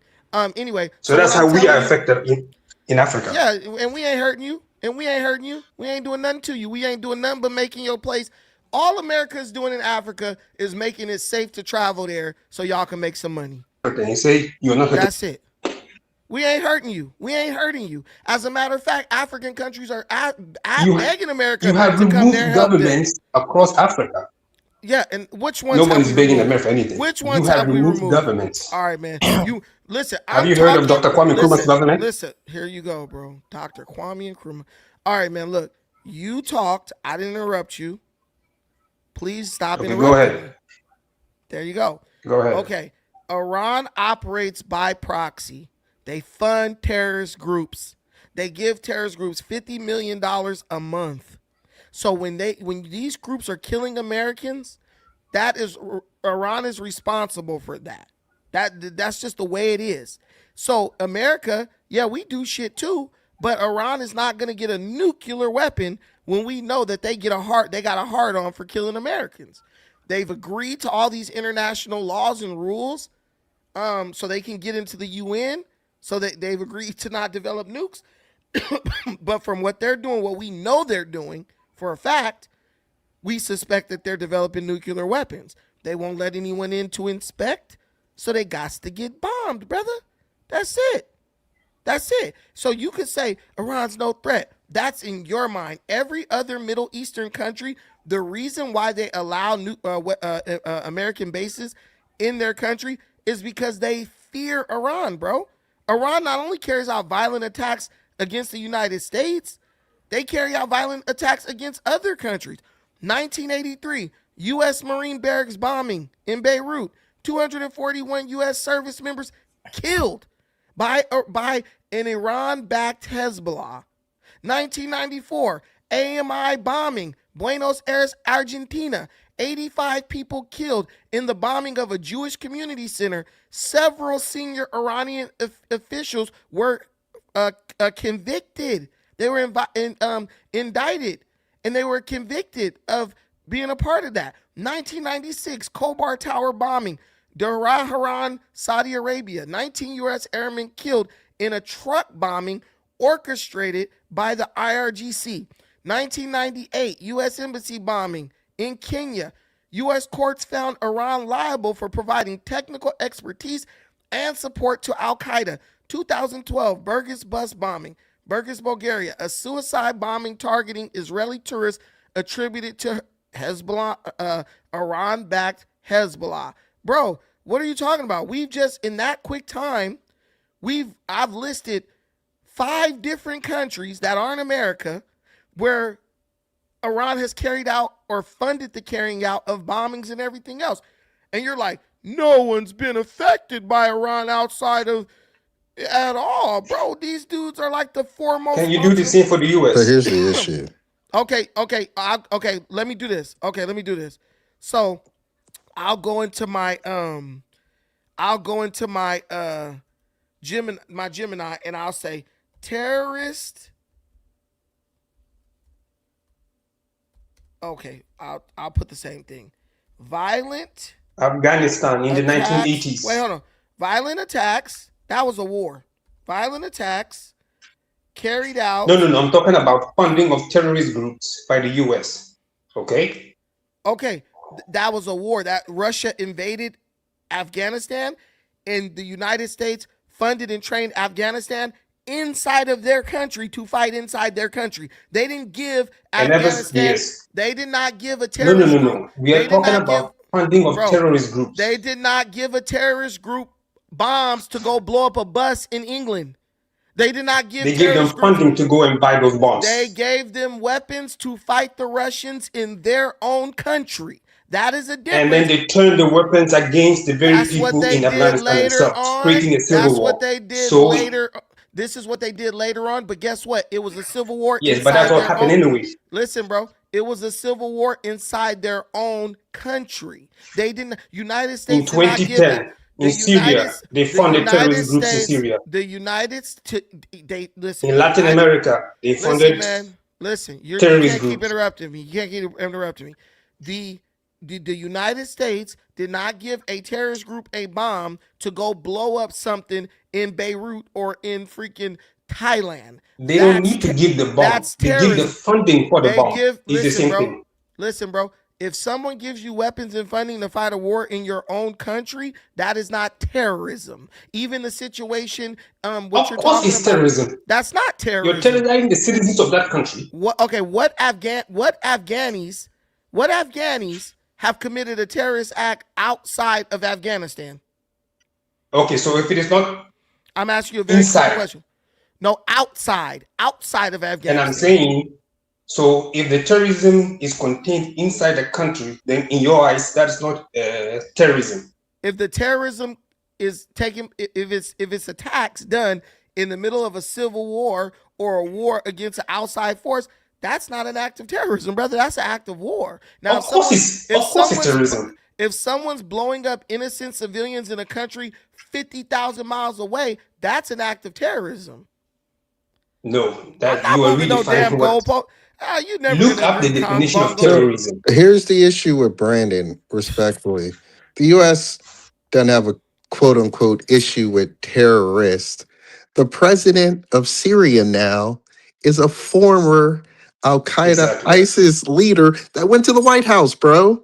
Trump has no issue with him. You're He being literally, if I could finish, yeah. right? So this straw man about the terrorism, and first of all, we're going to be honest, the greatest proliferator of terrorism globally is Saudi Arabia. They proliferated this toxic ideology of Wahhabism, Islam, that was funneled through the madrasas that they financed from Nigeria to Indonesia, where you have Abu Sayyaf, you have the various groups in Nigeria, in the Sahel. They all have connection to ISIS, that all have connection to Al Qaeda. Listen, as an American, you're my fellow American. And The Iran has a greatest, connection to Al if I can Qaeda. finish, the greatest terrorist attack on this country, 19 of the alleged 21 attackers were what? Iranian? No, they were Saudi Arabian. Yeah. They were Saudi Arabian. They were Saudi Arabian. But we went to war with And what Iraq. terrorist group were they a part of? Al Qaeda. And where are all the Al Qaeda leaders hiding right now? Oh, they were around the world. No, they're in Iran. No, They're in that's a Iran. lie. They They're first in of all, Iran. no, they were That's in a Afghanistan. fact. That's a fact. Hold on, but that's not the point. All the Al Qaeda leaders of that If I can terrorist finish, group, can I finish though? bro, you need to just make a point and But like you you can keep try to cutting take me us down. off. You cut me off. When you get cornered, you I'm want to not move. cornered. Well, I'm let not me. cornered. All right, let me finish my thought. Hey, y'all, we need to get a $5 chat, $5, a $5, what is it? A $5 challenge going. You guys got to bless me with some contributions. Help us reach our goal. We have a goal of 10 $5 contributions. I'm doing a lot of heavy lifting up here. I got all the TDS liberals up here. Let's do a $5 challenge. All my day one A1s. Please bless the stream. We got a good stream going, and I want to keep going. But dude, let me just say this again: when it is propaganda to lay the lion's share of quote unquote terrorism in Iran, when this country of the United States is elbow and elbow with Saudi Arabia and has no issue with the proliferation of terrorism they've done globally at the number of billions of dollars.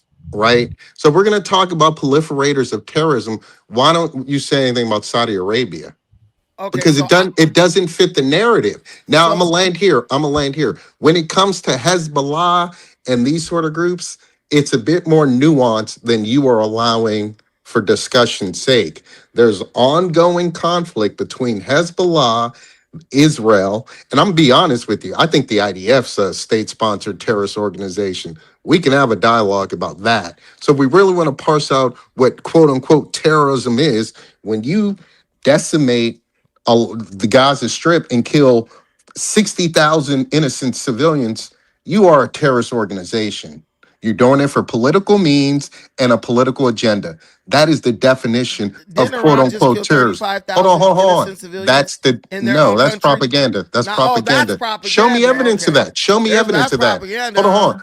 Let me land here. I can give you NGOs and even American politicians that are now conceding 60,000, 50,000 Palestinians were killed. There's no evidence Iran killed 30,000 people. This is Yikes. all U.S. propaganda. Show me some independent evidence that 30,000 people were killed during these quote unquote protests when they're really riots that were spearheaded by the Mossad and CIA.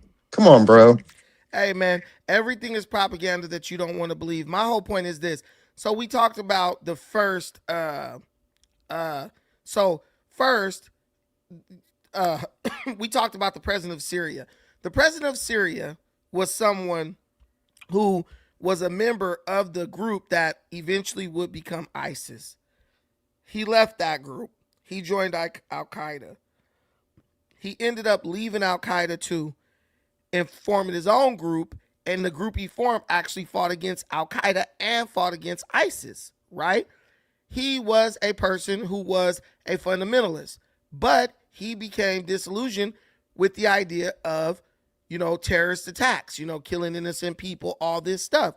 The guy was away from those groups for several years. And he was a person who moved into a position of legitimacy. The United States and other countries, actually, not just the United States either, they would meet with him, talk with him. He would help provide intelligence to them, all types of stuff. And he moved into a position where they trusted him to be in charge of the country. And he had the connections and the power to keep the region stable. When you're choosing leadership in those areas, guys, you need somebody who can keep stability, right? Maintain stability. That ain't always going to be the picture perfect, I graduated from Yale or Princeton person. A lot of those decisions are made on who the most people in the region actually have respect for. And a lot of people have respect for that guy. He is a transitional leader. He's not going to be there forever. But they needed somebody who could fill the gap, and keep the place stabilized. What I would say is, since he's been in charge, the region has been stable. So I think that's a win, right? That's a win for Trump, I believe, and that's a win for Syria. Now they'll have elections and all of that, and we'll see what happens.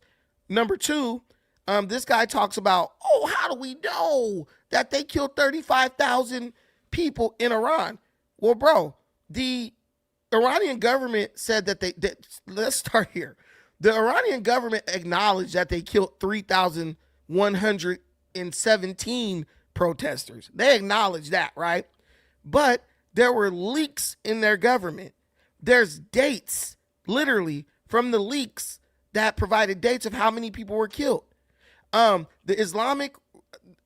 The Islamic Revolutionary Guards Intelligence Organization and people within that, I guess, leaking information, they confirmed January 11th off of IRGC's own reports. On January 11th, they killed 12,000 people. On January 21st, they killed 27,000 people. So if you're getting from their own information that you didn't hack and got the data, why would someone say there's no proof of that? Of course they're going to hide it. But any country that even admits that they killed 3,000 damn people, they admitted to 3,000 people. What were the people protesting? The economy. They were mad because their money wasn't worth shit, and we're going to kill 3,000 of them. Whether it's 3,000 or 35,000, it's still wrong to do. So this is a confirmed fact that Iran admitted they killed 3,000, but then people who went and snuck and dug and know people within the agency, they confirmed that on their own records, these numbers were verified The as the human people they rights killed. activist news agency confirmed 5,000 deaths. So, on what basis do Yes. you say? Okay. Uh, 30,000. what'd you say? Yes, there's no I, s- I 30,000. said Listen. I said the So Human you're saying three. Rights So you're Activist News Agency confirmed 5,000 deaths. listen. Time Uh, magazine. Time magazine reported on a list of 30,304 protest-related deaths that were listed on hospital registries in the country, bro. There's all Protest related. What does that mean? Protest related. Let's that be means people honest. died related to Uh, the protest. yeah, but that doesn't mean it was at the hands of the IRGC. That doesn't mean necessarily. This is what I'm saying. This is where the propaganda emerges. Families within Iran are families in Iran are reporting that they are being forced to pay bullet fees to retrieve the bodies of their dead loved ones.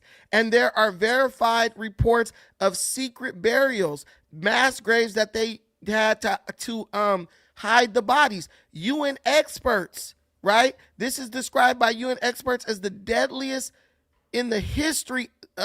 This is the deadliest crackdown in the history of the Islamic Republic, bro. These people are saying that there is a shift. They're saying that there has been a shift to a coordinated, widespread uh, policy of systemic repression. So basically, they got entire squads now that are strictly. I mean, their job is to just eliminate people who are out there trying to protest, bro. So Hospital registries are Brandon, not lying. hold Brandon, on, real Brandon, quick, Brian. Hold on, Brandon, that's real quick. Brian, let's be fair though. A couple, and we have Mike Pompeo, and I'm paraphrasing. When this was happening, you're labeling them as quote unquote protests. I don't know if that was the case. They were riots, right? And we have Mike Pompeo has a tweet where he says, "I congratulate the CIA and the work they were currently doing in Iran during this time." I'm All right. paraphrasing. So So you're we have hold on, real quick. So there's record that you had destabilization going on from the so you're Mossad saying and, if I could finish, and the yeah. CIA.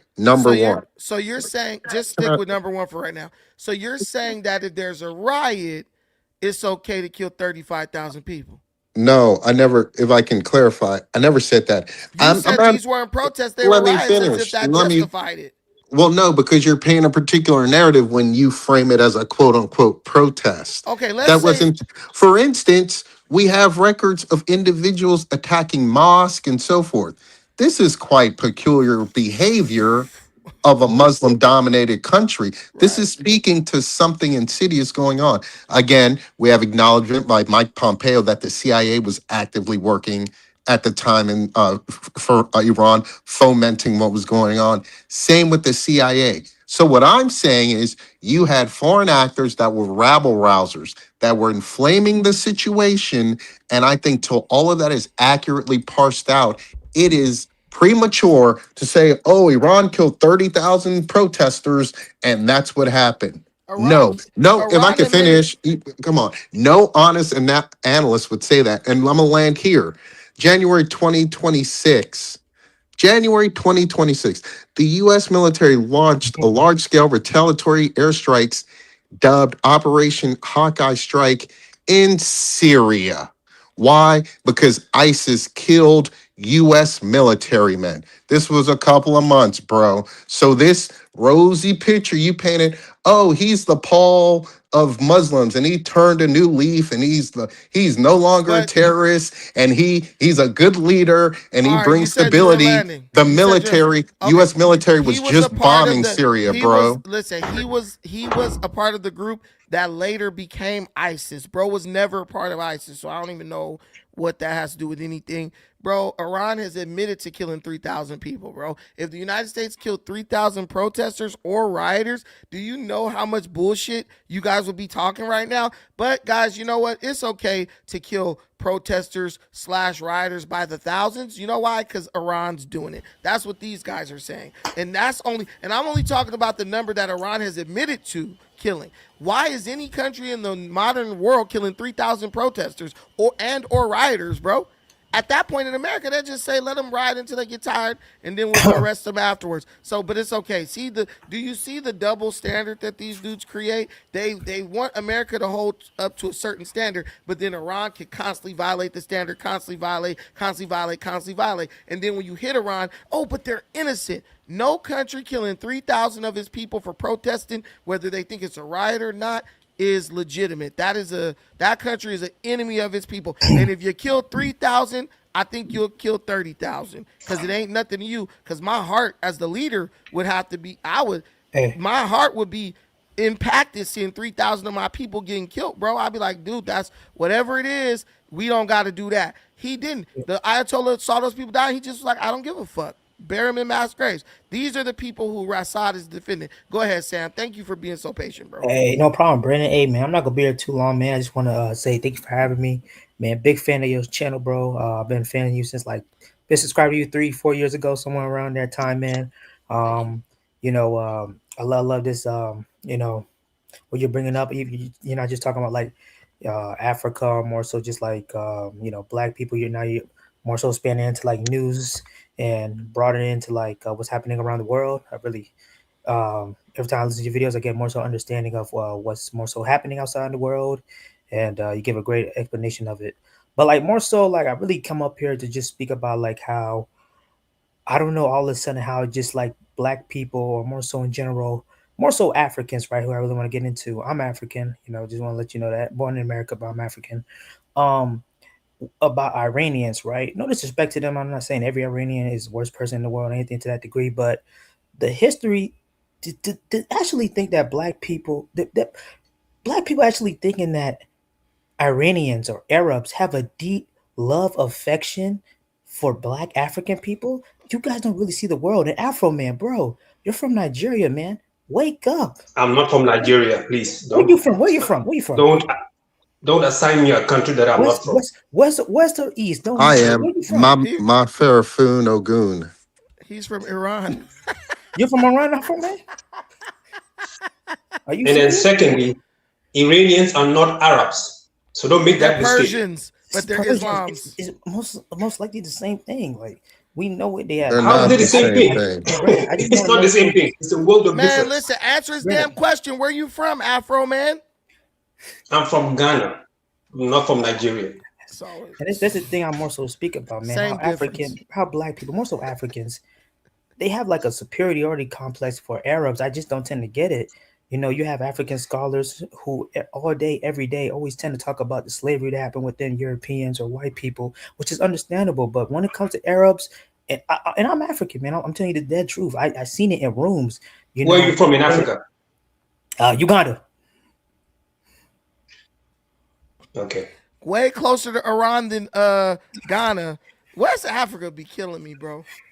Yeah. So Brandon, real quick, Wait, let him finish. Non-stop. he's Let him not adding finish. anything Hey, to the stop, bro. discussion Stop. respectfully. But he waited patiently. Go ahead, bro. Finish up. He's way closer to Iran, yet he doesn't. Go ahead, Sam. Yeah, man, that's basically it, man. Just the pure utter superiority complex they have for Arabs just disgusts me, man. I seen it when an Arab man walk in a room, their voice, their attitude, it's just a smile come up their ears, their cheeks all the way up to their ears. I'm like, bro, after all the atrocities, man, and they never talk about the slave trade that Arabs have done to us, man. Never. I just don't think My brother, we are talking about Persians, hey, not bro, Arabs. chill, man. The guy, What's listen, the difference? they gotta say ain't they the Ottoman Empire they gotta say yes to the dress, man. That's what it is. They gotta say yes to the dress. They'll try to mince words with you. They know what you mean. The Iranians are Persians, but they're Islamists. They're Muslims, bro. And we know what Islam has done to Africa, bro. You sitting in Ghana right now. Well, you from Ghana most likely because an Muslim drove your family out of Sahara, North Africa, down to the west. We know y'all fled from Egypt and all those places into West Africa because of Islamic invasion, bro. So we're trying to figure out what history is that? This is the facts, bro. This is the facts. What are you talking about? West Africans have been here for thousands of years. Yeah, but a lot of them migrated from the north to the west. That's why a lot No, of no, no, people no, think, no. Hold on, yeah, hold yeah, on. yeah, yeah, yeah, West yeah, yeah, Africans yeah. have been here for over 5,000 years. There have been West Islam Africans. entered Egypt 600 years ago. Sorry, Yes, and 1,400 years ago. yes, So and black how's your math Africans adding up? fleeing from Islamic invasion fled down into West and South Africa, and then West African kingdoms converted to Islam because the Islamic raiders were raiding their trade routes, and they in order to stop it, they forced Completely those kings. false. That's not false at Completely all. false. That's not false That is at all. completely false. That's not false at all. You don't Listen, even know your own history. Most Africans don't even know completely 60 false. years of their own history going back. Even Now you're gonna hold tell on. me what? Let me give you a fact. You hold Let on. me give You you a don't fact. even. All right, bro. Let me give you a fact. Okay. All right, bro. Even Egypt, after the Arabs invaded Egypt, okay, Egypt was a majority Christian nation for 300 years after that invasion. That is completely false. And then when you get into the Sahel region of Africa, okay, Islam spread through trade. We know that because in empires, trade, empires like the Mali Empire, the Songhai Empire, had a majority African traditional believers in the midst of Islam. Okay, Mansa Musa himself practiced Islam, at the same time practiced the local African religions. So it is not true that they were forcing people to convert to Islam. The facts just don't bail you out. So there was no such thing as the Arab slave trade. Okay. If I could. No, there was a slave trade, but you are saying that they were forcibly converted to Islam. That is false.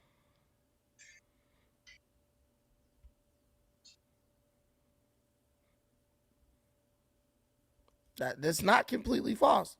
I'm telling you, this is what false. happened. They were not. No, they were not forcefully converted. All right, bro. And I give you an example of Egypt that remained Christian for 300 years, even though Islam entered it. Was there a Muslim slave trade in North Africa? Yes. The Sahara slave trade. Okay. So you're telling Arabs, Muslims was enslaving Africans. They were many of the slaves converted to Islam. Some of them converted because they thought that if they converted, they would no longer be enslaved, but Muslims continued to slave them anyway. So you're telling us that that's false, but that's true. That's false. I'm not telling you that scholars have debunked the claim that Islam spread by the sword in Africa. That is false. It's spread by trade. Read the accounts of Ibn Battuta. He was an a Moroccan chronicler, traveled the Sahel region in the 1300s and 1400s. All right. Yeah. So the whole thing, I'm telling you, you're going to say that this isn't true, but we have done research. This is not a dumb channel. We do research, bro. We know what the deal is, bro. These guys were converting out of political reasons, trade reasons, Islamic raiders hitting their trade routes, stealing their gold, stealing what they was transporting. And Islam, what they always do, they use, you should convert, and then that'll make me stop killing you or hurting you or robbing you. This is their tactics, bro. They're a colonizing religion. They weren't, you think that they just walked into North Africa and was like, oh, can we please have this piece of land? And the Africans was like, sure, go ahead and take it. That's not how that works. Even Christianity. Which piece of land are you referring to? All religions are spread through violence, majorly. I'm talking about Mauritania. I'm talking about Algeria, Egypt. The list goes on and on. I don't know why we have to debate this, bro. There was a whole slave trade that was the longest slave trade in history where Arab Islamists were enslaving black Africans. I have already admitted that there was a slave trade. So slavery is not instituted through violence. Okay, but can I get back to the case of Iran? Because you made a mistake when you said that the Iranian government has confessed to killing 3,100 Iranian citizens. That's false. I want to show this real quick because you going. Okay. expansion, the spread of Islam transformed what was a minor institution into a massive systemic slave trade. So, what the facts point to is that Islam itself, this religion that you caping for in the form of supporting Iran, Islam itself created, it basically built slavery up. It grew slavery to what we know it to be today. It expanded the trade between 650 and 1600 CE. The Islamic slave trade transported an estimated 17 million people, bro. Legal justification for raiding. Muslim rulers used the Quranic teaching that non-Muslim prisoners could be enslaved as a justification for large-scale raids against neighboring pagan tribes. So what would they do? They invaded into North Africa, and they basically enslaved the surrounding black populations. And they said, because they not Muslims, we have a right based on Quranic teachings to enslave them, bro. You said that it wasn't by violence. This is total violence. You just said, oh, Islam didn't spread the violence. This is complete fucking violence. And if you are conflating 2 points. You said the religion of Islam spread by force. Let me finish. That is the point that I'm contesting. It 100%. Every slave trade happens by force, so nobody can contest that. Listen, man. The religion of Islam 1000% spread by force, because if you're an African that's king, false. If you're an no, it's not false, bro. So you think answer the question. Why did Egypt remain Christian? Let me ask you a question. Only for 300 years. Question. Only for 300 years. Only for 300 years. How could it be by force? How could it be by force if Islam came 300 years earlier and yet it remained majority Christian? You know how many times Egypt what kind of force is that? Bro, listen, what I'm telling you is Islam. Okay, if Islam came in Egypt, how did it get into Egypt? Egypt was overthrown by Arabs. Am I wrong?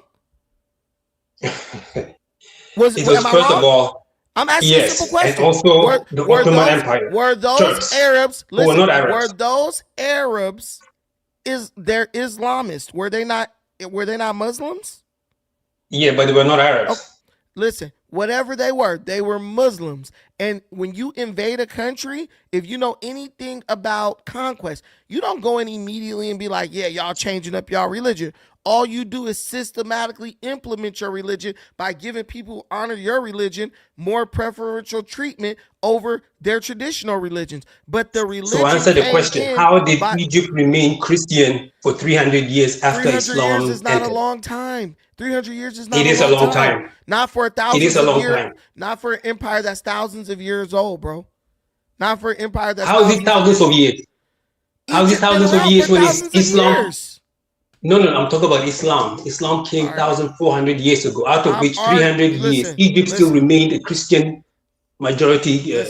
I'm gonna read this point. Kingdom. The Arab Muslim slave trade, also known as the Trans-Saharan or Eastern trade, lasted over 1,300 years and was characterized by brutal conditions, including the mass castration of male slaves, which resulted in high mortality rates. This is how they did it, bro. They came in, and the way they really spread the religion was by chopping your dad's penis off. Because if you can't produce kids, you're not gonna. If the only people producing that's kids, ridiculous, bro. That's a fact, bro. If only Muslim men are producing children, what are those kids gonna be religiously? They're gonna be Muslims. They're going to be Muslims. So they knew what they were doing. They instituted the worst brutality. Even the white man lets you keep your penis. So they just said, look, we just going to prevent black men from reproducing because they would ban you from having children if you was black. So how is that not violence, bro? That's like the worst form of violence. We just going to castrate Brandon, all the dudes. I have asked you not to conflate. You keep asking me the same question. The spread of Islam. No. I'm just giving some clarity. The spread of Islam, okay. This guy must be is different from slavery. Okay. Are you a Muslim? Slavery everywhere. Hold on. Forget about my religion. You are slavery. Okay. Everywhere happens through force. No one is contesting that. Okay, I'm not contesting that everywhere point. they don't chop your But penis there are two off. issues. Don't conflate the issues. Okay, Islam itself wasn't spread through force. It was spread through trade in Africa. So don't conflate those two issues. Hey man, the spread of Islam. Okay, look, man. It happened gradually and peacefully. That is why it took so long for Islam to spread actually in the Sahel region. Look, y'all. And you had two concurrent practices. You had Islam and you had the local African traditional beliefs. I just want to read side this. by side. I just want to read this. The spread of Islam involved a combination of rapid military conquest and gradual peaceful expansion over centuries. While early territorial expansion occurred through battles and conquest, e.g., Middle East and North Africa, I'll stop right there. The main area. Wait a minute, bro. It literally highlights North Africa and the Middle East as the places where Islam spread through violence, let me explain what you just read. Let me explain what you just read. Okay? No, everything you can't. All right, man. The Islamic Empire spread through conquest. That doesn't mean that the territory that they conquered, they forced them to be Muslims. You are conflicting the issues. So the empire itself spread by a conquest, but the areas that they conquered, they didn't force them to become Muslims. Right. That's the point that you're failing to see. The whole thing. Listen, bro. This is what I'm trying to tell you. In the Quran, they are commanded to spread Islam. Give me the chapter. All right, bro. Give me the chapter. You want me to look it up? Yes. I'll look it up for you. Look it up. They're commanded to spread Islam. Where it says convert people, and I'll give you verses in the Quran where it says there is no compulsion in religion. Right, so that's false. Does the Quran command Muslims to spread? Forcefully convert. Well, I was going to say the spread. Spread can be peacefully. No. Forcefully. You can spread something peacefully. Forcefully spread Islam. That's so funny. We're invading your country. We're making you become Muslim. You're gonna die. You're gonna die if you don't convert. That's a false narrative, Brandon. Bro, that's a false narrative. No, it's not. It is. All right. Okay. Here you go. You're right. The Quran it explicitly prohibits compulsion in religion. Exactly. There shall be no compulsion. That's what I said. Wait, there shall be no compulsion in acceptance of the religion. So the Quran tells the Muslim that you can go and castrate your slaves and tell them if they're Muslims. It doesn't say that. Rob you. I'm just saying because that's what I'm trying to tell you. Like you guys go with the Quran and then the stuff that Muslims and Islamists do throughout history don't match that. They literally did forceful conversion. They literally did that. They literally came in and was like, we killing y'all. Y'all got to honor Allah, bro. The whole terrorist. They didn't do that. That's a lie. All right, man. Show me where they did that. Where they say, show me where in Africa where they were killing people en masse for not accepting Islam. Darfur. No, I'm just kidding. But so when you there's always everywhere you go with Islamists, you know, they're always fighting. And they kill people who are Christians. No, they don't. They don't? Bro, you're just denying. Of course not. Yeah. Muslims are living peacefully with Christians in Ghana, in Senegal, in Gambia. Man, listen, bro. In your own place, let's see. All right. Right here. They're doing it all the time, bro. Like, I don't know why we know this is they forced the jizya. Yeah, for real. Look, religious violence involving Muslim and Christians in Africa, particularly in Nigeria, DRC. You said they forced the tax, the Islamic tax? Bro, there's been Okay, how do no. you? So I was reading a Okay, comment. I was reading a comment. I But know, what I but know. what I'm I read telling the you is comment as well. one thing we know about Africa: Muslims will do a Christian genocide, slaughter all the Christians. It's even going on now, bro. So what do you think Where they're is it doing going at? on? What Nigeria?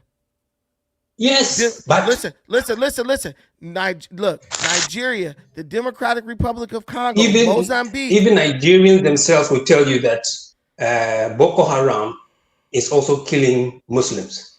Listen, what I'm telling you is, yeah, they'll kill a Muslim who they don't feel is going to honor the Sharia. No, not a Muslim. They're killing Muslims indiscriminately. They will kill Muslims who do not subscribe to the harsher tenets of Sharia law, bro.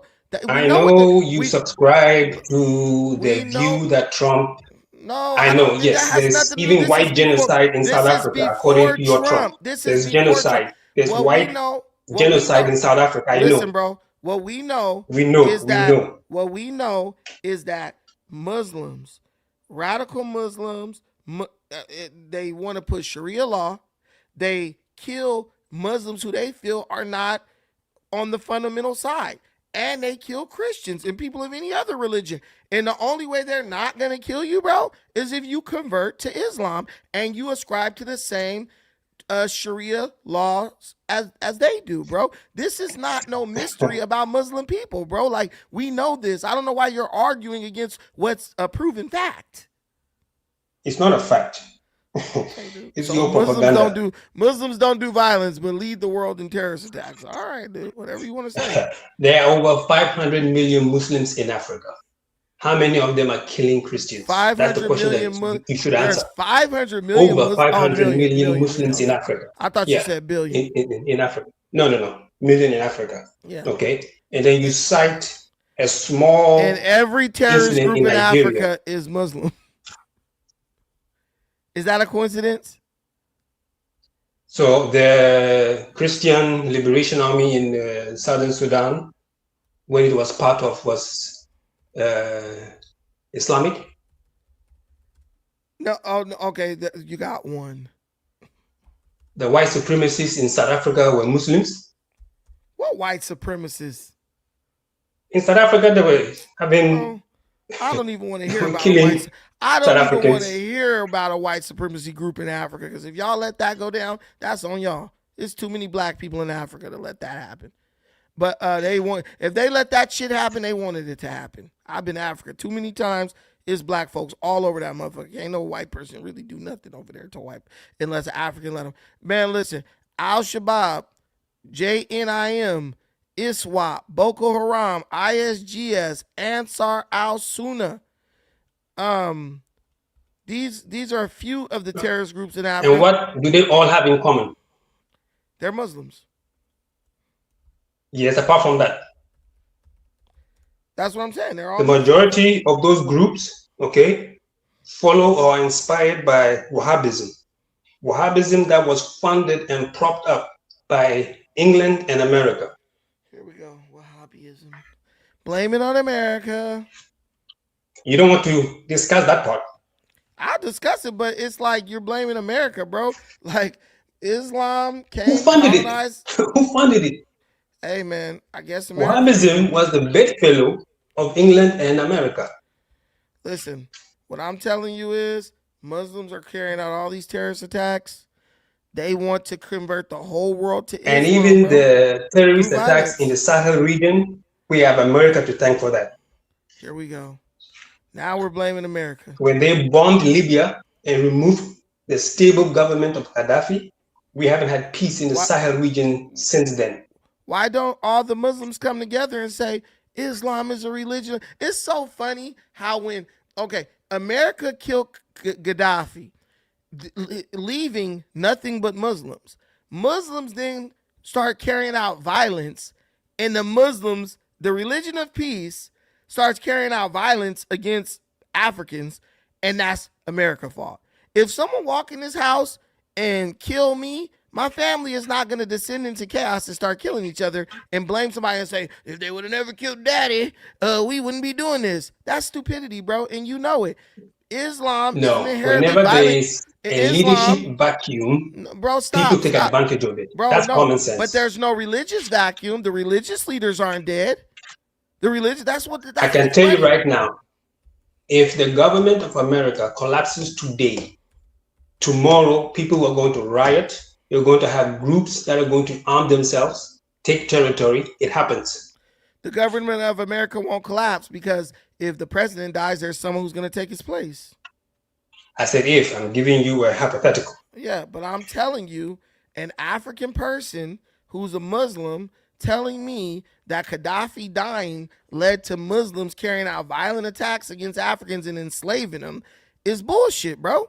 Like, it doesn't matter. Listen, You guys should every be able to political unite. analyst You guys should be able to has unite under confirmed the and banner of agreed Islam. that the power vacuum that was left by the death of Gaddafi is what caused the spread of terrorism in the Sahel region. This is common knowledge. Did Allah die? Did Allah die? Was he killed? So if Allah is Brandon, that is a moot point. No, that it's not a moot point. It's not a moot point. The issue is, okay, man, can you stop interrupting? Why were they not killing themselves when Gaddafi was there? Let me get my point out. Allah is the ruler. Why were they not killing themselves when Gaddafi was Allah, listen, let me tell you when there was a stable government in Libya. Why do you have to interrupt me, bro? You stop interrupting your me. logic, I'm going to get this point Your logic out. is not adding up. Listen, I'm going to get this point out. It was the same Muslims that were living peacefully in Libya when Gaddafi was there. All right. Listen, Allah is still alive. All these dudes bend over 5 times a day and pray up to Allah. So when they all bent over for morning, noon, breakfast, lunch, dinner, some of them bend over and say, all right, man, let me go do my job. Let me go to work. The others bend over, get up and say, let me go slaughter and kill and enslave people. But they want you to believe that all those people are under the same banner, the same religion, but the religion is still pure. This is a fallacy, bro. This makes no sense. Even if Gaddafi died, the Muslim leaders of that region or of the whole country or region could have come together like, guys, we need to keep this peaceful. What you're doing is wrong. And then the people themselves would have come together and been like, all right, we're not gonna stop. We're not gonna let this happen. It's like Allah is the God, but it's all America's fault. Well, if that's the case, then America's your God, and Allah has nothing to do with it. If you say that, I would better understand your point. I'm going to read this scripture. I'm going to read this scripture because you didn't want to let me talk, so I'm going to go say what I got to say before I let you talk. Okay, this is the reality. I'm going to go to the biblical reference and tell you exactly why Islam. You want to read the Bible? Yeah, I'm gonna read the Bible Islam. For sure. Okay. I'm gonna read the Bible to the Bible. The Quran tells you go to the scriptures, go to the previous revelations. The Quran says that, dude. So it also says that those scriptures have been tampered with. Yeah, but the Quran haven't. If you're going to quote it fully, let me tell you this. I'm gonna say this. Look, he will be this is Ishmael. This is the guy who all these dudes descend from. Not these black Africans. They just delusional. But I'm talking about the Arabs. Ishmael, it says this, he will be a wild donkey of a man. His hand will be against everyone, and everyone's hand will be against him, and he will dwell opposite all his brothers, right? If you look at Islam all over the world, the descendants of Ishmael, whether they're blood descendants or spiritual descendants, they're doing this. Everywhere you go where Islam is, they're either fighting or they're leaving. They're fighting. Is that factual? It's a fact. A bunch of them are fighting, or unless no, I'm saying, is it factual that Arabs descend from Ishmael? Yes. Is that factual or that's theology? That's your theology. That's theology. That's this biblical that's theology. Not factual. But the point I'm making is this. Everything is America's fault. But this is what I'm telling you. Allah, they say this. The Bible is tainted. The Bible has been changed, but yet the Bible is the word of Allah.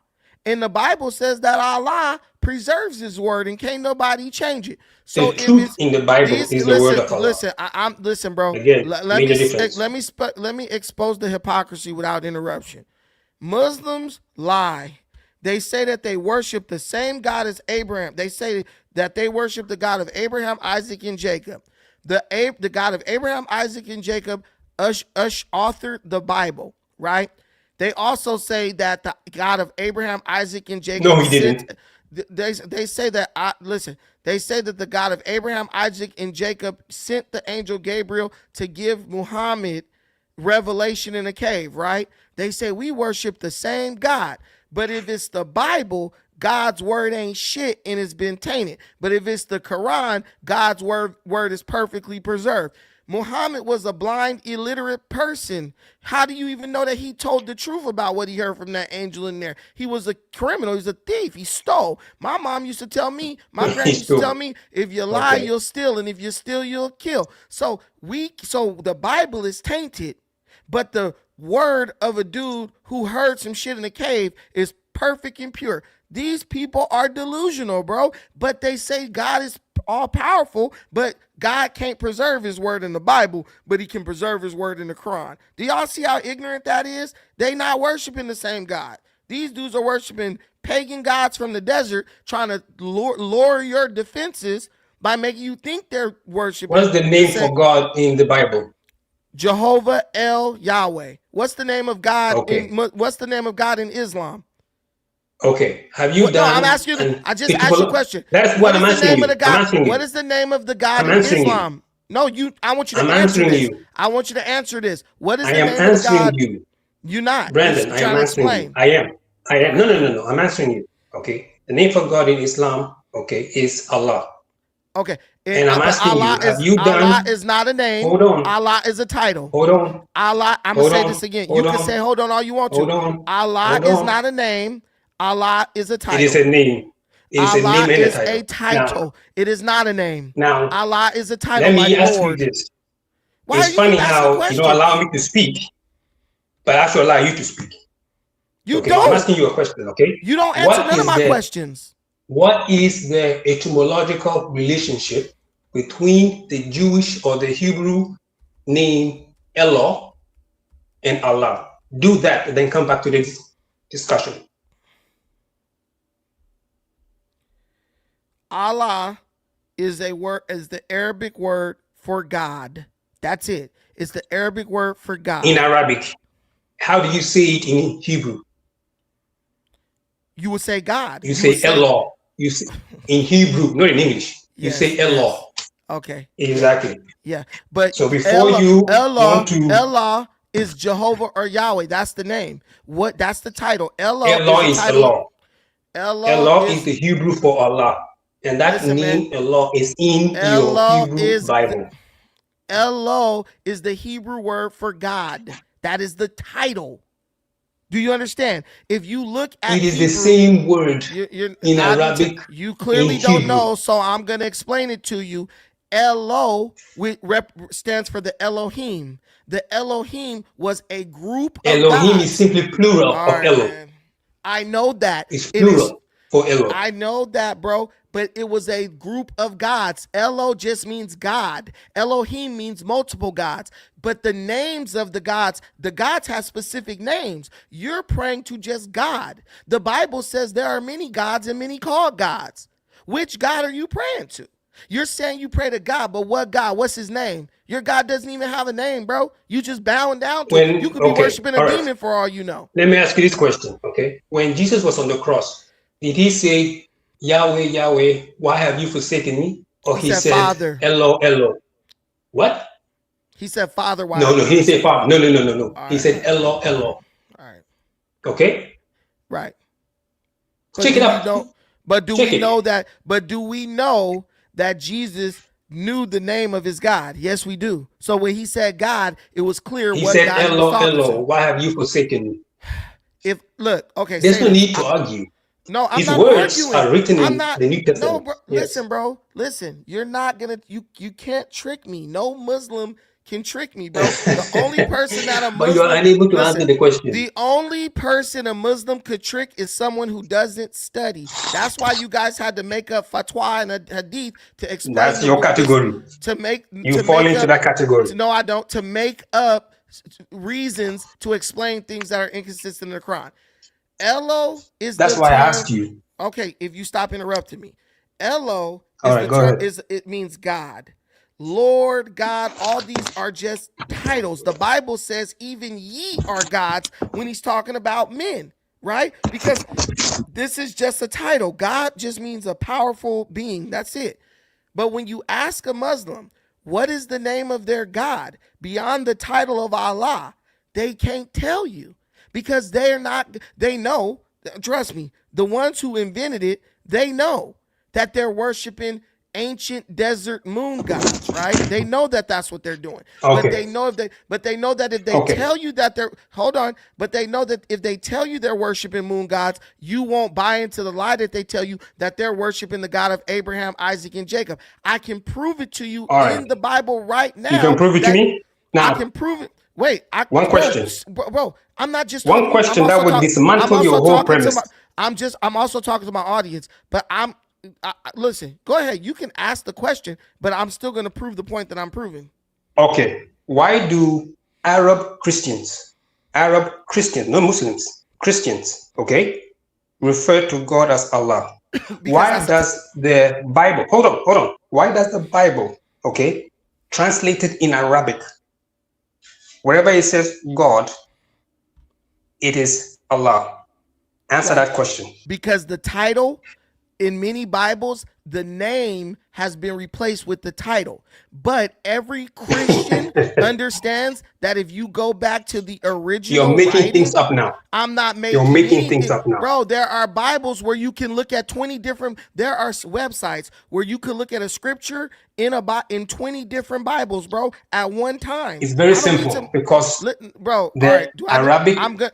word Dude, listen. for God is Allah. That's Listen, all. man. That's No how one's simple it is. listen. Do you guys see how he's trying to argue a point that I'm not arguing? Allah means God. God is only a title. A God. You can say Allah about any God. You could call any God a God, right? Vishnu is a God, right? Buddha is a God, right? Confucius is a God. Satan is a god to some people. Baal is a god. Dagon is a god. Those are all gods. They're gods. Are they not gods? They're described as gods in the Bible. But the God has a name. The Arab God has a name too. But the Arab won't tell you because he's trying to trick you into believing that the God he worships is the God that you're worshiping. And I'm going to prove it to you that it's not. Right here, right So now, the Arabs today. tricked Jesus Bro, into don't interrupt me. saying, I'm about to read. Don't interrupt me. Listen, right here, Gideon had a battle with the Midianites. Right here, it says right here. He asked Zebah and Zalmunna, "What sort of men did you kill in Tabor?" To this they said, "They were like you. Each one looked like the son of a king." At that he said, "They were my brothers and the sons of my mother. As surely as Jehovah lives, if you had spared their lives, I would not have to kill you." Then he said to Jether, his firstborn, "Get up and kill them." But the young man did not draw his sword. He was afraid, for he was still a young man. So Zebah and Zalmunna said, "Get up yourself and slay us, for a man is judged by his mightiness." So Gideon got up and killed Zebah and Zalmunna and took the crescent-shaped ornaments that were on the necks of their camels. Later, the men of Israel said to Gideon, "Rule over us, you and your son and your grandson as well, for you've saved us out of the land of Midian." Right? But Gideon said to them, "I will not rule over you, nor will my son rule over you. Jehovah is the one who will rule over you." Gideon continued, "Let me make one request of you, that each of you give a nose ring from his spoils." For they had gold nose rings because they were Ishmaelites. So the people he killed and took the moon crest off the neck of their camel were Ishmaelites. They were also Midianites. They were descendants of Ishmael. They were Midianites. These are people who worshiped the moon god. They rocked the crescent, the same crescent that the Muslim is rocking every day. That is a symbol from Babylon. So can I those speak now? pagan, I'm gonna let you speak in 1 second. Those that crescent moon and all that is a symbol from Babylon. They're trying to tell you, hey, we rocking the crescent moon, but we worshiping Yahweh. We're worshiping Jehovah. But the reality is Jehovah don't got no representation by no damn crescent moon or nothing like that. He says don't make no pagan images or nothing like that of him. So how are they? This is them right here. This is their symbol right here. Right here. This is the sign of the goddess Ishtar. Is that not the same damn symbol that they using? So how are you telling me? So look, I'm wrapping it up. So your God don't got no name. You only use a title for him or her, right? You can't tell me the name of the God, but we know that when you did worship a God, the God was a God that used the crescent moon with the star. This is the star and moon of Islam.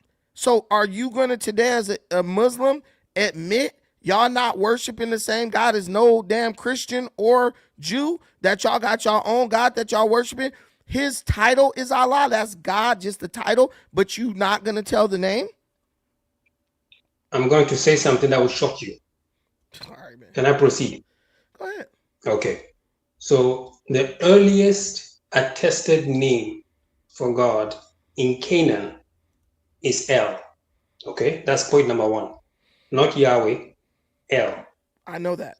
How did Yahweh, how did the God Yahweh enter Israelite religion?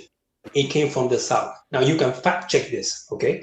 It came from the southern Levant in northwestern Arabia, the Midianites. Now, this is scholarly. I'm not talking about biblical, scholarly. Fact check me right now, okay? Where did the God Yahweh come from to enter Israelite religion? The I God beg you to Yahweh fact check from me. Moses. Yahweh. From Moses. No, I said academically. I'm not talking about theology. Oh, you want You academic? can fact check Okay, me. go ahead. You Go can. ahead, knock yourself out. Yes, academically. But Muslim religion Okay. is theology, though. But we're going to academic. It was a deity originally worshipped by the people in northwestern Arabia. I want you to contest that point. What are you talking about? What are you I'm talking saying, about? okay, I am saying, okay, because you keep saying Arabia and their God, Arabia and their God. Well, Yahweh was one of those gods. Okay, but what I'm telling you is the God that Yahweh is had all types of commandments and stuff where he was like, don't make no graven image, no symbols, no none of that. Y'all rocking the crescent moon. That's a Babylonian symbol. That's where it comes from. I ain't no Christian. So that's fine with me. But what I'm saying is you guys are rocking the symbol You are a Christian. of a huh? What? Are you a Christian? No. Are you a Hebrew Israelite? No. Okay. Do you have any religion? I'm not. No. I'm just. I worship my ancestors. I don't worship them, but I don't be doing no religious stuff like that because I understand that but this stuff that's is a all religion. rooted. That is a religion. Well, I don't know, but it's all. I believe someone created us all. I believe that. But what I'm saying is, when you get to the symbols and all that stuff, we got the Muslims worshiping a pagan moon symbol / God. That's false. Bro, That's false. Okay, where does the moon and the crest come from, bro? Please tell me, where does the moon and the crest come from? I'm asking you. I'm asking you a question. What does the moon and the crest have to do? I'm answering you. Where do you get it that Muslims worship the moon and the crescent or the sun and the crescent? Bro, why do you have the symbol? Where did that come from? Y'all rocking the symbol. Y'all putting it on flags and hats and shit. No, the Christians worship the cross. No, some do. Some do. The Jews worship the Star of David? Some do. The Jews worship the Star of David? No, that's their symbol. That's pagan too. Come on. But it's pagan. All of it's pagan. The cross, the Star of David, and the crescent. I'm just trying to get to the bottom when you say it's pagan, even that itself is from a Western propagandist. It all came from Babylon. No, it's not. It all came from Babylon. Every last symbol y'all using Islam came from Babylon. Yes, it did. What? Islam came from Babylon. I'm telling you that the Islam crescent came from Babylon. The crescent moon and the star came from Babylon. The crescent, first of all, the crescent, the moon is the same thing. Okay. But the point is, okay, the moon existed. I mean, all you have to do is to look up. It's there. It didn't come from Babylon. Okay. The sun, you look up, it's there. It didn't come from any Babylon. Okay. This notion that Babylon created the moon and the stars and the Babylon sun. had Come on, man. these things as part of religion before y'all did. So one way or another, your religion is pulling Babylon into it. Babylon is there in some way. That's why when the Bible talk about Babylon, they're talking about pagan religion. That's what people don't understand that when they read the Bible. But when it talks about Babylon, it's talking about pagan religion, because all pagan It's religion pagan from the perspective of Christians.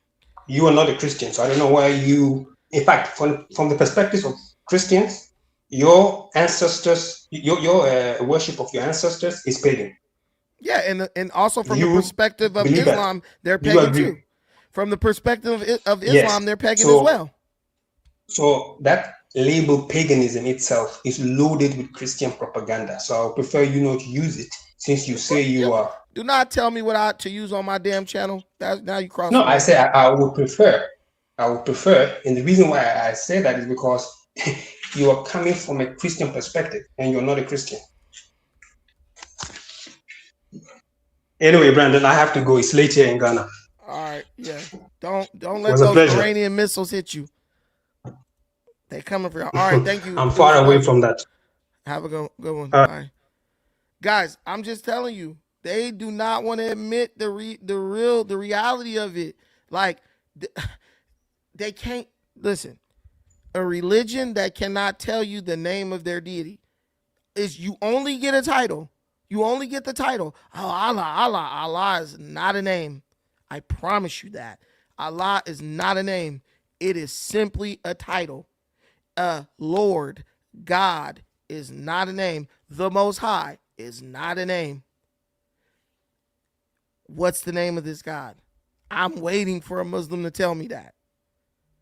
I'm waiting. Even when I was a Jehovah's Witness, I used to always ask Muslims that same question. What's the name of this God? Because if you don't know the name of the God you worship, how you know that your worship is appropriate? Even the Greeks had Zeus and Hades and Hermes and all that, because they knew based on the name of the God and his identity what he expected when it came to worship. How you just rolling around trying to conquer the world on, oh, God told me. What God? I don't know. God. Allah. See, that point right there, it's inarguable. They can't get around it because none of these dudes do no real research, because the religion is based on hearsay. Muhammad told me in a cave. Joseph Smith told me in the jungle. What's the difference? I don't know. Even the stuff with Abraham, somebody was whispering to him in the middle of a desert. My thing is like, who wants that to be ruling the world where there ain't no real source? That's why there needs to be a separation of churches and state. Did y'all help me? Did y'all even attempt to help me reach my goal? What's up, man? We broke, huh? Trump got the economy. I get it. Gas is high, y'all. I understand. I ain't mad at y'all. Shout out to my brother, Sucker Season LA. Ask for Sado if he's for open borders for me, bro. Damn, I missed that one. I'm so sorry. I didn't get a chance to ask him. You know he is. Bro literally got up here and referenced every conspiracy theorist as his source. Bro was like, I listen to Tucker Carlson, Scott Ritter, and Candace Owens. I'm like, okay, we know your mind is gone. Your mind is gone. Shout out to Princess Nyambi. I appreciate that. Nyambi. Thank you so much for the $1.99. Queen. I heard if you call them Queen, they'll donate to you. Thank you. Hey, this was a long cast stream. Why the longest streams you get the least donations? Yeah. Christianity is ancestral worshiping. Jesus is not alive today, and therefore is an ancestor of whoever believes that crap, and therefore idol worshiping according to their mad philosophies. Bro, listen, I'm telling you, but me, I'm smart enough to understand, like, religious conquest and religious rulership, that ain't it. And that's what Muslims basically pray for, that Allah lets them take over the world. And when they take over the world, uh, uh, then everything's gonna be good. And the whole time, after Allah helped them, once Allah helped them take over the world, we gonna be stuck asking them what's the name of Allah? And I'm like, we don't know. We don't know.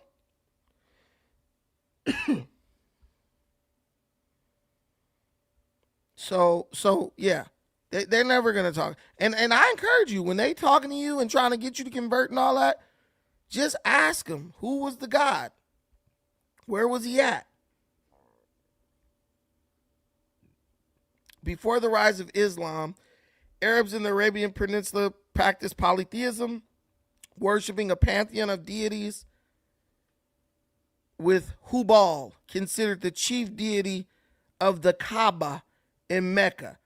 So see, the Kaaba, don't they still worship that? They pray to that, right? Don't they pray to the Kaaba stone to this day? I mean, let's be real. If you just do a little bit of history, you're going to get to a little research, you're going to get to the bottom of that. Before the rise of Islam, Arabs in the Arabian Peninsula practiced polytheism, worshiping a pantheon of deities, with Hubal considered the chief deity at the Kaaba in Mecca, often associated with what? The moon. Da da da da. Did not tell you. And I just looked it up right now. What did I tell you guys? What does it say? Hubal, considered the chief deity of the Kaaba in Mecca, often associated with the moon. So when I asked him, where does the crescent and the moon? This is where I was going. This is why he probably started running. Oh, I got to go to sleep. I got to go to sleep. Now you got to go to sleep, huh? You tired. Now you sleepy, huh? Because he knew I was going to get to this point. They still rocking the crescent moon and the star, dog. They still right here. Hubal. That's who they worshiping. But they trying to lie to you and be like, yeah, we worship the same God. No, you lying. When I was a youngster, growing up as a young J-Dub, bro, I used to be like, yo, why we not Muslims? Why we not in Islam? My granny broke this shit down for me with no internet. She was like, because a Muslim kid at my school was like, yeah, we worship the same God. Because, I used to be knocking on doors and shit. So I tried to talk to him about, like, God, Jesus, and Jehovah. And he was like, nah, we worship the same God. Like Abraham, we believe in that and all that. I went to my granny. My granny was like, they don't worship Jehovah. I was like, well, what they worship, granny? Because he was talking about Abraham and everything else. She said they worship a moon god. She was like, they worship a moon god from the desert. Some moon god that they was worshiping in the desert. Little did I know the god's name was Hubal. But it's deception, right? In that, if you look at that from a biblical perspective, they constantly trying to deceive, right? Satan didn't come to Eve as like, I'm Satan. Like, he disguised herself as something she was familiar with. And that's what people do. That's what con artists do. Con artists try to find some common ground to get you to lower your guard so that they can get close to you easier. If they say, yeah, man, we worship the same God, and then, they'll talk about Jesus, Jesus, Jesus, right? And they'll be like, yeah, the Bible is God's word too. They use all that friendly talk. But once you get in, they start saying, the Bible is fake, and it's been tampered, and it's been this, and it's been that. I promise you, all that stuff is geared around just getting you to say, okay, let me listen to what you're talking about. And I'll listen to you. But why does AI tell us that this was a moon deity? Other prominent deities include Al-Lat, goddess of fate in the underworld, Al-Uzza, Manat, Hubal, the major idol in the Kaaba, often identified as a Syrian moon god or deity of divination, according to History Guild and Wikipedia. So they still, that moon, that crescent moon, that moon is like, yo, we gonna scream Allah, but this crescent moon is really Hubal. We know Hubal. That's our like little secret. Like we know that that's what it is. But they're saying that Hubal is the chief deity of the Kaaba, right? Did you know that Muslims still be going and like bowing to the Kaaba stone?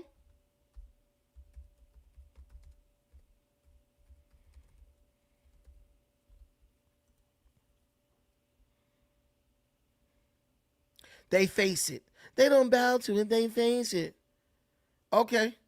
So, what is this?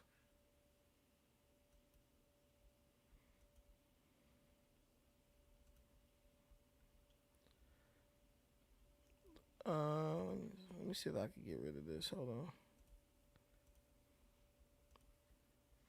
Let me show y'all the images. I just love giving y'all the facts, bro. So y'all don't just be out here listening to nonsense. Because these dudes will straight up lie to you. Right here. Here's an image. Here's an image. Why the freak are these dudes? Here's an image. All these Muslims, they bowing down. What do you think is inside this little box? The Kaaba stone. So if Hubal, the false moon god of the Arabs, who they apparently worship before Allah, right? If the Kaaba stone is his stone, and then they go to Mecca and they bow to the Kaaba stone, who they bowing to? They bowing to Hubal. They're bowing to Hubal. But they're going to lie to you. Oh, no, Allah. No, Allah is Hubal. Allah is just the title God for Hubal. Hubal is the person who is the god associated with the Kaaba stone and the crescent moon. Man, I'm trying to tell you, the Kaaba stone is hiding what's inside, bro. Like, this is easy work. Muslims been easy work, though. The Muslims have been easy work. They gonna lie to you. I told them, so you worshiping El, you worshiping, ask them. You be worshiping Yahweh? They be like, no. Ask them. So you worship Yahweh? No. So you worship Jehovah? No. So you worship El? No. Who you worship? We worship Allah. Okay, who's Allah? Oh, Allah is Allah. What that mean? Oh, that's a God. That's okay, God. That's the title. What's the God? Which God? Hubal. They worship him and they honor him through the Kaaba stone in Mecca. So I just want y'all to know. Listen, look, Kaaba was the pre-Islamic pagan statue repurposed into the holy site after their asylum from Abyssinia. Listen, ain't no pre-Islamic nothing. They're still worshiping that. They're still worshiping Hubal. I'm telling you, they're still worshiping him. They never gave it up. I'm telling you, they never gave it up, bro. Y'all, man, I'm telling you, people don't be knowing. People be out here like, oh yeah, I'm worshiping this. Don't even know what they worship. You know how many Muslim converts never even heard of Hubal? I'm a know. You ever notice that Islam is really the only religion where you never go into the history, the deep history? You never go into the history. It stops at Muhammad walked out of a cave and said he was told by an angel. That's it. That's the start. There was nothing before that. But the God that he told you to worship existed way before that. So why do they never go into the history? What they do is every historical aspect they discredit it. They say, "Oh, Bible, that's discredit. That's lies." Okay, well, give us some history. They can't. They want you to believe the history they making up on the fly.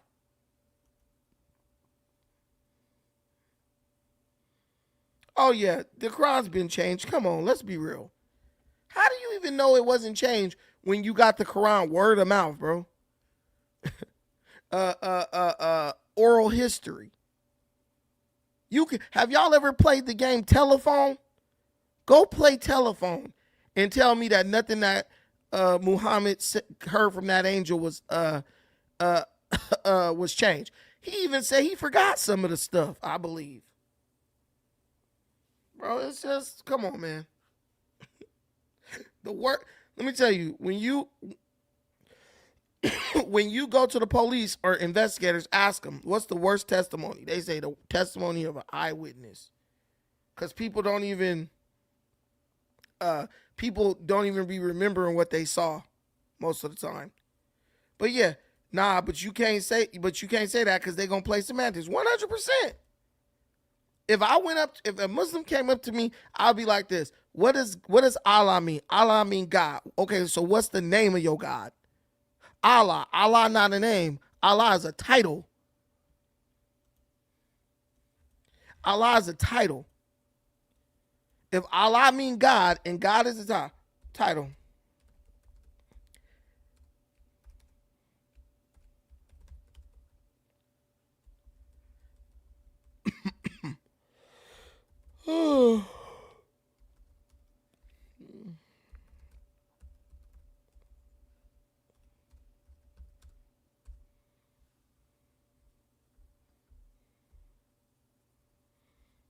Right? Any God, bro, in any religion, when people say God, they can tell you a name. You go to an Asian, yeah, what's your God? You love God? Yeah, what's your God's name? My God is Buddha. Go to an Indian, you love God, what's your God's name? My God is Vishnu. Only in Islam. You love your God? Yeah, I love him. What's his name? Allah. What does Allah mean? Allah means God. Look right here. I typed in, is God a title or a name? God is generally considered a title or a descriptive term for a supreme being or deity, rather than a personal name. While it functions as a proper noun when capitalized, it represents a position, power, or category of being, a deity. The personal name of God in the Hebrew Bible is considered to be Yahweh. Right then and there. I'm not making none of this up. I don't make up stuff. Y'all know me better than that. God is a title for a being in a position of power or authority. That's it. So Allah is the same because they say Allah means God, right? They say Allah means God. So then if Allah means God, Allah mean the same thing as God mean. Now, here's the question. Which God? Hubal. And we could talk about Hubal all we want to. Let me see if I can see a symbol for Hubal.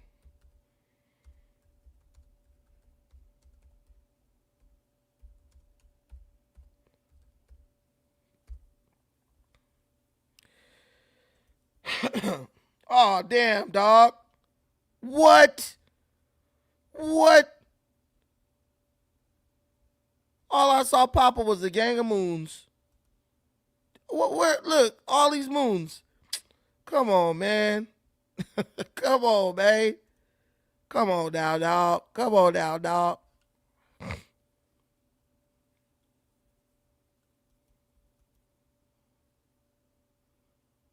Oh my God.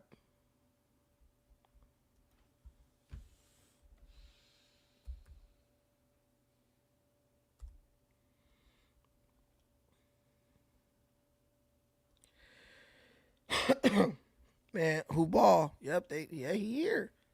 This this is why.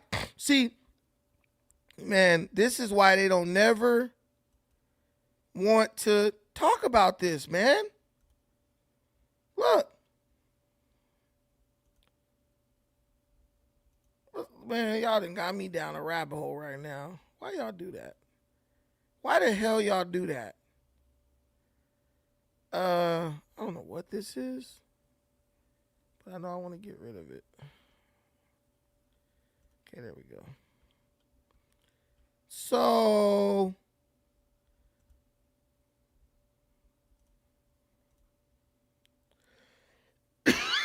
Excuse me, man. I got like a cough. I don't know. I gotta go to the hospital. I gotta go to the doctor. But anyway, Hubal, pre-Islamic god Hubal is Lord Shiva. What the hell?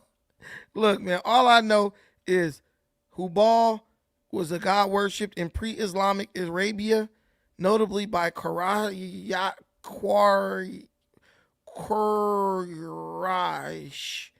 at the Kaaba in Mecca. So they at the Kaaba, they go to the Kaaba in Mecca and bow to it.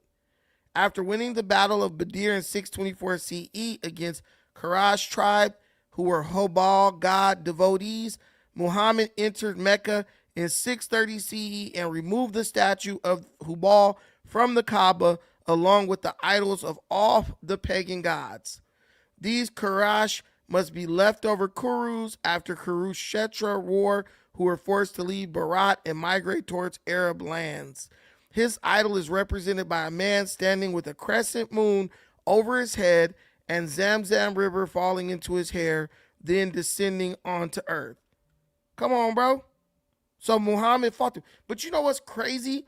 It makes sense because a lot of conquerors ended up converting to religions of people they conquered.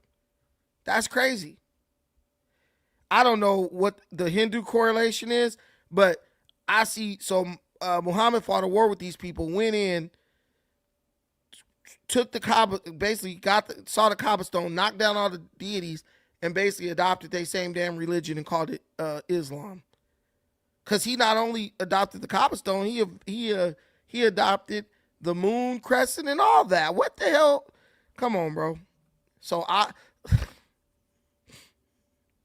the Kaaba wasn't even originally a black square. Nah, but the Kaaba there's a stone inside there, a moon rock up in there. But bro, I'm just telling you, this stuff is like it's never what they say it is. I want to see Islamists sit around and talk about that. But hey, this is what it is. But guys, thank you for watching this. We are 4 hours. Hey, sorry, this was a long ass stream. Thank y'all for watching this. I appreciate everything you do for me in this channel. Shout out to everyone who contributed to the stream.